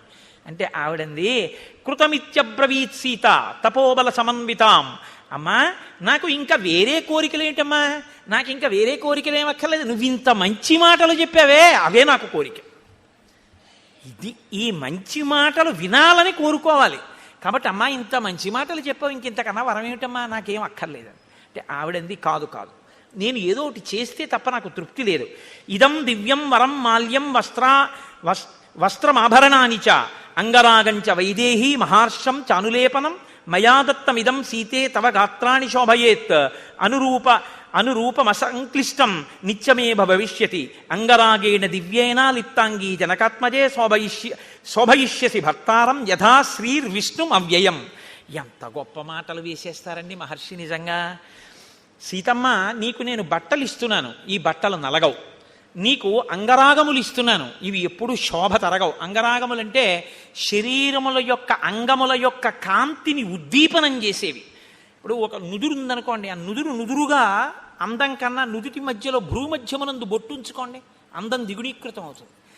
ఎక్కడ ఏది పెట్టుకుంటే ఆ అంగములు శోభిస్తాయో దాన్ని అంగరాగం అంటారు. బొట్టు, చందనము ఇటువంటివి. అనులేపనము అంటే ఒంటికి రాసుకోవడం వల్ల శోభస్కరంగా ఉంటుంది. అంటే ఈ రోజుల్లో చెప్పాలంటే ఓ పౌడరు, ఫెయిర్ అండ్ లవ్లీ అనొచ్చేమో. కాబట్టి అంగరాగములు, అనులేపనములు ఇవి ఎప్పటికీ తరిగిపోయేవి కావు. ఓ గంట క్రితం రాసుకున్న పౌడర్ గంట పోయిన తర్వాత కుళ్ళుకంపు వస్తుంది. అలా కాదమ్మా, ఇవి రాసుకుంటే ఎప్పటికీ అలాగే ఉంటుంది సువాసన. అలా ఎలా ఉంటుంది? ఆవిడ తపశ్శక్తి అటువంటిది. కాబట్టి నేను ఇటువంటివి నీకు ఇస్తున్నాను, ఇవి నువ్వు ధరించి రాముడికి కనపడవు. భార్య అందానికి సంతోషించవలసినటువంటి అధికారం లోకంలో భర్తదొక్కడిదే. ఆమె యొక్క అదృష్టానికి సంతోషించగలిగినటువంటి సుసంపన్నమైన హృదయం బిడ్డలందరిది. అందుకే కదా మనకు అమ్మవారు 2 రూపాల్లో ఉంటుంది. శివకామ సుందరి, లలితా త్రిపుర సుందరి. శివకామ సుందరిగా ఉంటే శివుని మనసులో కామం కలిగించగలిగినటువంటి భార్య, ఆయనకొక్కరికే అందం. మనకో లలితా త్రిపుర సుందరి, లోకానికంతటికీ జగజ్జనని, మనకే అమ్మ, ఆయనకి భార్య అయిన అందగత్తె. ఇది ఈ హృదయం కనపడాలి. ఇప్పుడు ఎవరికి కనపడాలి? రామలక్ష్మణుల దగ్గరికి వెడితే రాముడు ఆవిణ్ణి చూస్తే నీలతో యద మధ్యస్థ విద్యుల్లేకే భువాస్వర, లక్ష్మితో కూడిన నారాయణుడిగా కనపడాలి ఇప్పుడు ఆ ఆనందంతో. లక్ష్మణుడు అమ్మ మా వదిన ఎంత అదృష్టాన్ని పొందిందో, మా వదినమ్మకి ఇంత అదృష్టం కలిగిందని వదిన పక్కన అమ్మ చేర్చి వదినమ్మ అని మా వదినమ్మ ఇవన్నీ రాసుకొని 10 కాలాలు 5వ తనంతో ఇలా ఉండాలని బిడ్డడు కోరుకున్నట్టు సంతోషించాలి సీతారాముల్ని చూసి. లక్ష్మీనారాయణులు లక్ష్మణుడికి కనపడాలి. సీతమ్మని చూసి సంతోషించినటువంటి ఆ శోభని చూసి సంతోషించినటువంటి హృదయపు పొంగు రాముడి ముఖంలో కనపడాలి. ఇవి అలా కనపడ్డాయిట వాళ్ళ దగ్గర. మనం ఎలా బతకాలో నేర్పుతారు. ఓ దంపతులు వస్తుంటే వాళ్ళిద్దరినీ చూసి అబ్బా లక్ష్మీనారాయణుల్లా ఉన్నారని నువ్వు అనగలగాలి. కాకి ముక్కుకి దొండపండు అన్న మాట దంపతుల మధ్య అనకూడదు, గుర్తుపెట్టుకోండి, ఎప్పుడూ అనకూడదు. ఆవిడ చాలా బాగుంటుంది కానండి ఆయన బాగుండడనో, ఆయన చాలా బాగుంటారు కానండి ఆవిడేం బాగుండదనో, అంత మహానుభావుడికి ఆవిడ భార్య ఏమిటండనో, ఆవిడికి ఈయన భర్త ఏమిటండనో ఎప్పుడూ అనకూడదు. ఎప్పుడూ దంపతుల మధ్యలో ఏమనాలంటే వారు ఒకరికొకరు తగినవారనే అనాలి. అందుకే శంకర భగవత్పాదులు శివానందలహరి చేస్తే పార్వతీదేవి గొప్ప పరమశివుడు గొప్ప అంటే కళాభ్యాం చూడాలంకృత చచికళాభ్యాం నిజితపఫలాభ్యాం అంటారు. ఒకరికొకరు ఒకరి తపస్సుకొకరు ఫలమైన వారంటారు. రుక్మిణీ కళ్యాణం చేస్తే పోతన గారు తగునీ చక్రి విదర్భరాజతకున్ తథ్యంబు వైదర్భయుం తగునీ చక్రికి ఇంత మంచి తగునే దాంపత్యమీ ఇద్దరిన్ తగులంగట్టిన బ్రహ్మ నెర్పరి కదా దర్పాహ తారాతి అయి అంటారు. ఒకరికొకరు తగినవారంటారు. పెద్దలైన వారు అలా మాట్లాడతారు. పెద్దరికం లేని చిన్న మనసులు లేకి మనసులు ఇంకోలా మాట్లాడతాయి. నీ మనసుని నువ్వు సుసంపన్నం చేసుకోవాలి. ఈ విషయాన్ని మనకి నేర్పుతుంది రామాయణం. కాబట్టి ఇప్పుడు సీతమ్మ తల్లి ఎంతో సంతోషంతో ఆ బట్టలు కట్టుకుని ఆ అంగరాగములు రాసుకుని ఆ అనసూయమ్మని సేవించింది. సేవించిన తరువాత అనసూయమ్మంది మీ కళ్యాణం గురించి నేను ఏదో విన్నాను, చాలా గొప్పగా చెప్తారు, ఏది ఓసారి నీ కళ్యాణ ఘట్టం చెప్పండి. అప్పుడు చెప్తోంది కొన్ని రహస్యాల్ని. ఇవి బాలకాండలో మహర్షి చెప్పలేదు, ఇక్కడ చెప్తున్నారు. తస్య లాంగలహస్తస్య కర్షత క్షేత్రమండలం అహం కిలోత్థిత భిత్వా జగతీం నృపతేహే సుత.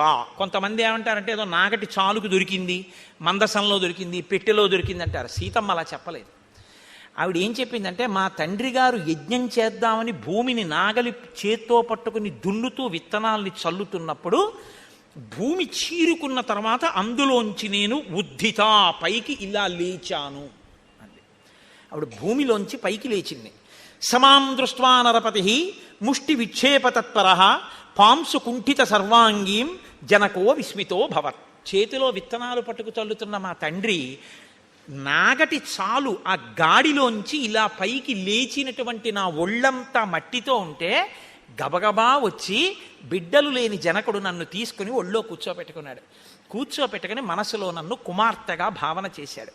అనపత్యేన చ స్నేహాత్ అంకమారోప్య చ స్వయం మమేయం తనేయత్యుక్త్వా స్నేహోమయి నిపాతిత. నన్ను స్నేహంతో సంతోషంగా నన్ను కుమార్తెగా చూసి ఒళ్ళో కూర్చోపెట్టుకున్నాడు. కూర్చోపెట్టుకోగానే ఈమె ఆయన కుమార్తె ఏనా దొరికింది తప్ప అయోనిజ. అయోనిజ నరకాంత కాదు కదండి. సీతమ్మ నరకాంత కాదు, స్పష్టం. నరకాంత అయితే నరుడికి జన్మించాలి, నరుడికి జన్మించలేదుగా. అయోనిజ కాబట్టి నరకాంత మాత్రం కాదు. నరకాంత మాత్రం కాదు కాబట్టి యోని సంభవ కాదు కాబట్టి దేవతాకాంత. ఇప్పుడు ఈమె నాకు కూతురు అని నేను ఎలా చెప్పాలి సమాజంలో అంటే అశరీరవాణి పలికిందిట పైనుంచి. అంతరిక్షే చవాగుప్త అప్రతిమా మనుషీకిల ఏవమే తన్నరపతే ధర్మేణ తనయాతవా. ఈమె నరకాంత కాదు, ఈమె అయోనిజ. అయినా నీకే దొరకాలని నాగటి చాలు పెట్టి దున్నుతున్నప్పుడు భూమిని చీల్చుకుని భిత్వా అన్నారు. భూమిని చీల్చుకుని ఉద్ధిత పైకి లేచి నీకు కనపడి నీ ఒడి చేరింది కాబట్టి ఆమె నీకే దొరకాలని దొరికింది కాబట్టి ధర్మము వలన నీకే కుమార్తె. జనకునికి దొరికింది కాబట్టి జానకి అని నువ్వు పిలవచ్చు అన్నారు. అందుకునమ్మా నేను జనకుడికి కూతురుని అయ్యాను తప్ప ధర్మంలో నేను వీరికి కూతురునని చెప్పడం కుదరదు అంటే అన్యాపదేశంగా చెప్పేసింది. అసలు నేను నరకాంతన కాను, నేనే శ్రీ మహాలక్ష్మిని. తత ప్రహృష్టో ధర్మాత్మా పితామే మిథిలాధిప అవాప్తో విపులాం బుద్ధిం మామవాప్య నరాధిప. మా నాన్నగారు చాలా సంతోషంగా నన్ను తీసుకెళ్లి పెంచి పెద్ద చేశారు. మా అమ్మగారు కూడా సంతోషించారు. కానీ మా నాన్నగారు ఎక్కడ బెంగ పెట్టుకున్నారో తెలుసా అమ్మ? అయోనిజాం హిమాం జ్ఞాత్వా నాధ్యగచ్చద్విచింతయన్ సదృశం చానురూపంచ మహీపాలపతిం మమ. అయోనిజ అయినటువంటి ఈ పిల్లకి నేను భర్తను ఎక్కడి నుంచి తీసుకురావాలి, ఎవరికిచ్చి పెళ్లి చేయాలి, ఎలా తెలుస్తుంది అని మా నాన్నగారు బెంగపెట్టుకున్నారు. అందుకని శివధనస్సును అక్కడ పెట్టించాడమ్మా. ఎవడు శివధనస్సు ఎత్తాడో వాడే శివుడు. శివుడు విష్ణు సహస్రనామంలో విష్ణువుకి శివ అని నామం లేదు. శివుడు అంటే మంగళకరుడు. మంగళకరుడు అంటే ఎవరు? మంగళములకు మంగళం ఏమిటంటే శివ అంటే బతికుండడమే శివ. లోపల ప్రాణం ఉంటే మంగళం, ప్రాణం లేకపోతే అమంగళం. కాబట్టి అంతటా వ్యాపించి లోపలికి కూడా వెళ్ళేటటువంటి వాయు రూపంలో ఉండే అంతటా పరివ్యాప్తమైనటువంటి రూపం విష్ణువు. అంతటా ఉన్నది ఆత్మ, ఆత్మగా ఉన్నది శివుడు. శివుడు విష్ణువు అభేదం. కాబట్టి శివ ధనస్సు ఎవరెక్కు పెడతారో వాడే ఈ సీతమ్మని భరించగలిగిన భర్త. విష్ణువు ఈ లోకంలో నరుడిగా జన్మించాడని గుర్తుపట్టాలంటే శివధనస్సు ఎక్కువ పెట్టాలని మిష పెట్టాలి. అందుకుని నన్ను వీర్యశుల్కని చేశాడు మా నాన్న. స్వయంవరం ప్రకటించి ఎవరు శివధనస్సు ఎక్కువ పెడతారో వాళ్ళకిస్తాను అన్నాడు.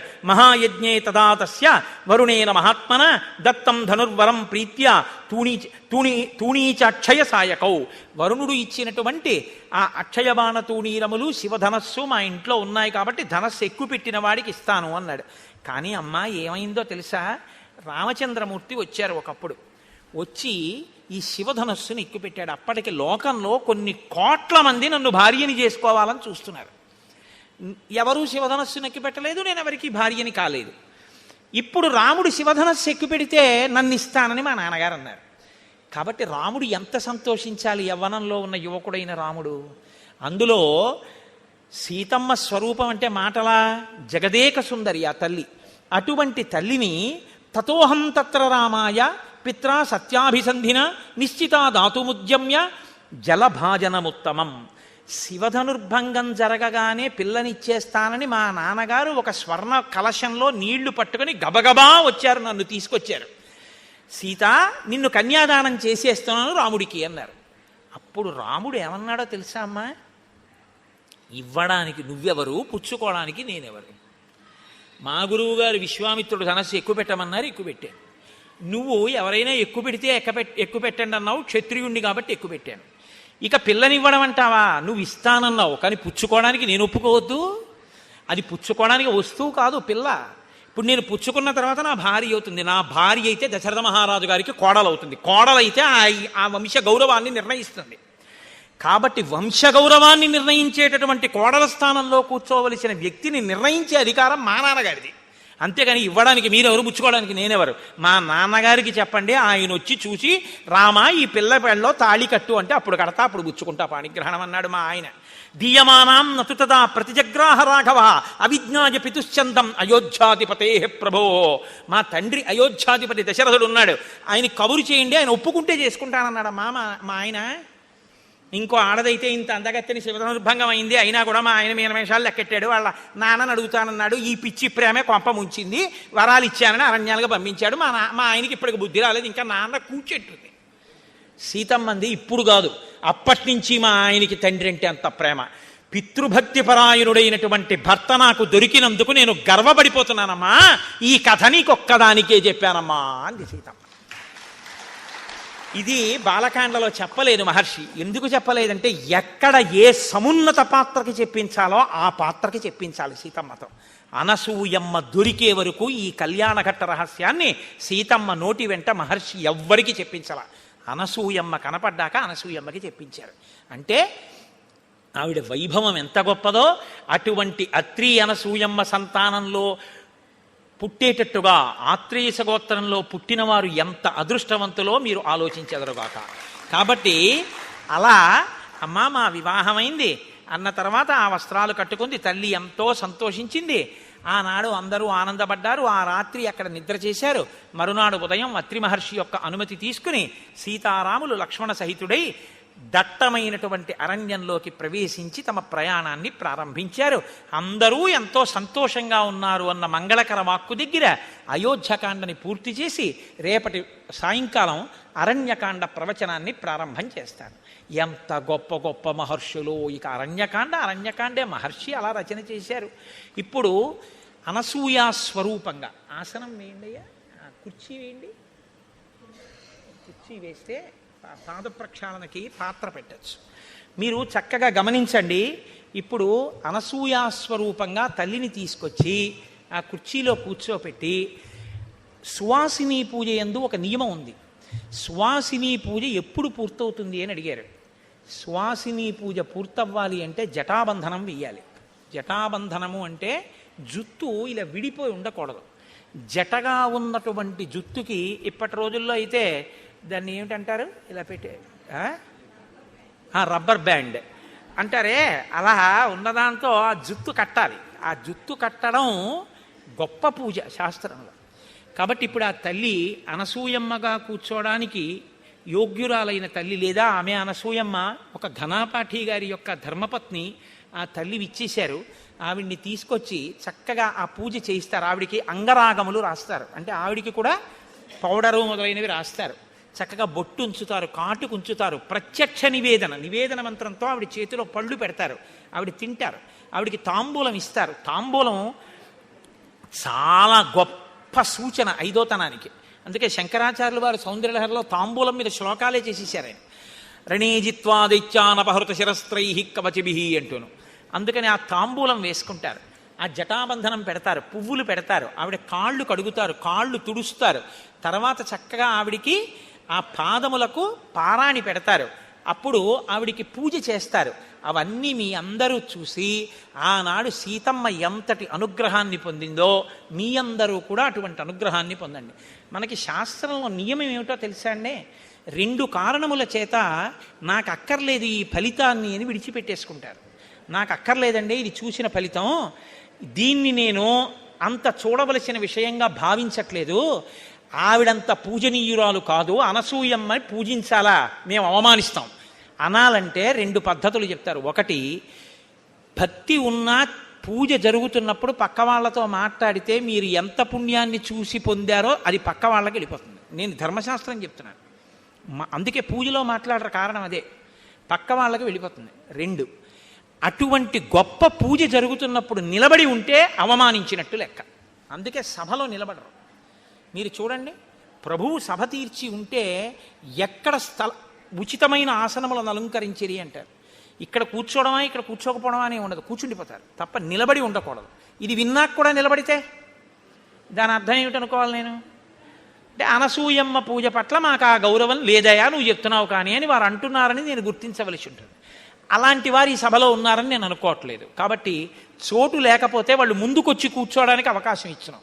ఒకవేళ అక్కడ చోటు లేకపోతే మీరు యథేచ్ఛగా ముందుకొచ్చి కూర్చోవచ్చు నిలబడిన వారు, తప్ప ఎవరు నిలబడి మాత్రం ఉండకూడదు. ఇప్పుడు మనం పెట్టుకున్నటువంటి నియమాన్ని అనుసరించి 10 మాటలు రామనామం చెప్పేద్దాం.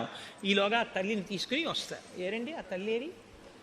ఆవిడ్ని తీసుకొచ్చి కూర్చోబెట్టండి, మేము 11 మాటలు రామనామం చెప్పేస్తాం ఈలోగా. మంగళ వాయిద్యమా? అయితే 1 నిమిషం ఆగండి, నేను రామనామం చెప్పాక చెప్తా. కోరి కొలిచిన వారికెల్లను కొంగు బంగారు రామనామము, రామనామము రామనామము రమ్యమైనది రామనామము, వాదభేదాతీతమగు వైరాగ్యమే శ్రీరామనామము, రామనామము రామనామము రమ్యమైనది రామనామము, ఆంజనేయుని వంటి భక్తులకాశ్రయము శ్రీరామనామము, రామనామము రామనామము రమ్యమైనది రామనామము, నీలమేఘ శ్యామలము నిర్మలము శ్రీరామనామము, రామనామము రామనామము రమ్యమైనది రామనామము, జానకీ హృత్కమలమందున అలరుచున్నది రామనామము, రామనామము రామనామము రమ్యమైనది రామనామము, 3 నదులను దాటు వారికి మోక్షలక్ష్మియ రామనామము, రామనామము రామనామము రమ్యమైనది రామనామము, భక్తితో ప్రహ్లాదుడడిగిన వరములొసగెను రామనామము, రామనామము రామనామము రమ్యమైనది రామనామము, ఎందరో మహానుభావుల డెందమాయను రామనామము, రామనామము రామనామము రమ్యమైనది రామనామము, కోటి జన్మల పాపమెల్లను రూపు మాపును రామనామము. రామనామము రామనామము రమ్యమైనది రామనామము. పాలు మీగడ పంచదారల పక్వమే శ్రీరామనామము. రామనామము రామనామము రమ్యమైనది రామనామము. కుండలిని భేదించి చూచిన పండు వెన్నెల రామనామము. రామనామము రామనామము రమ్యమైనది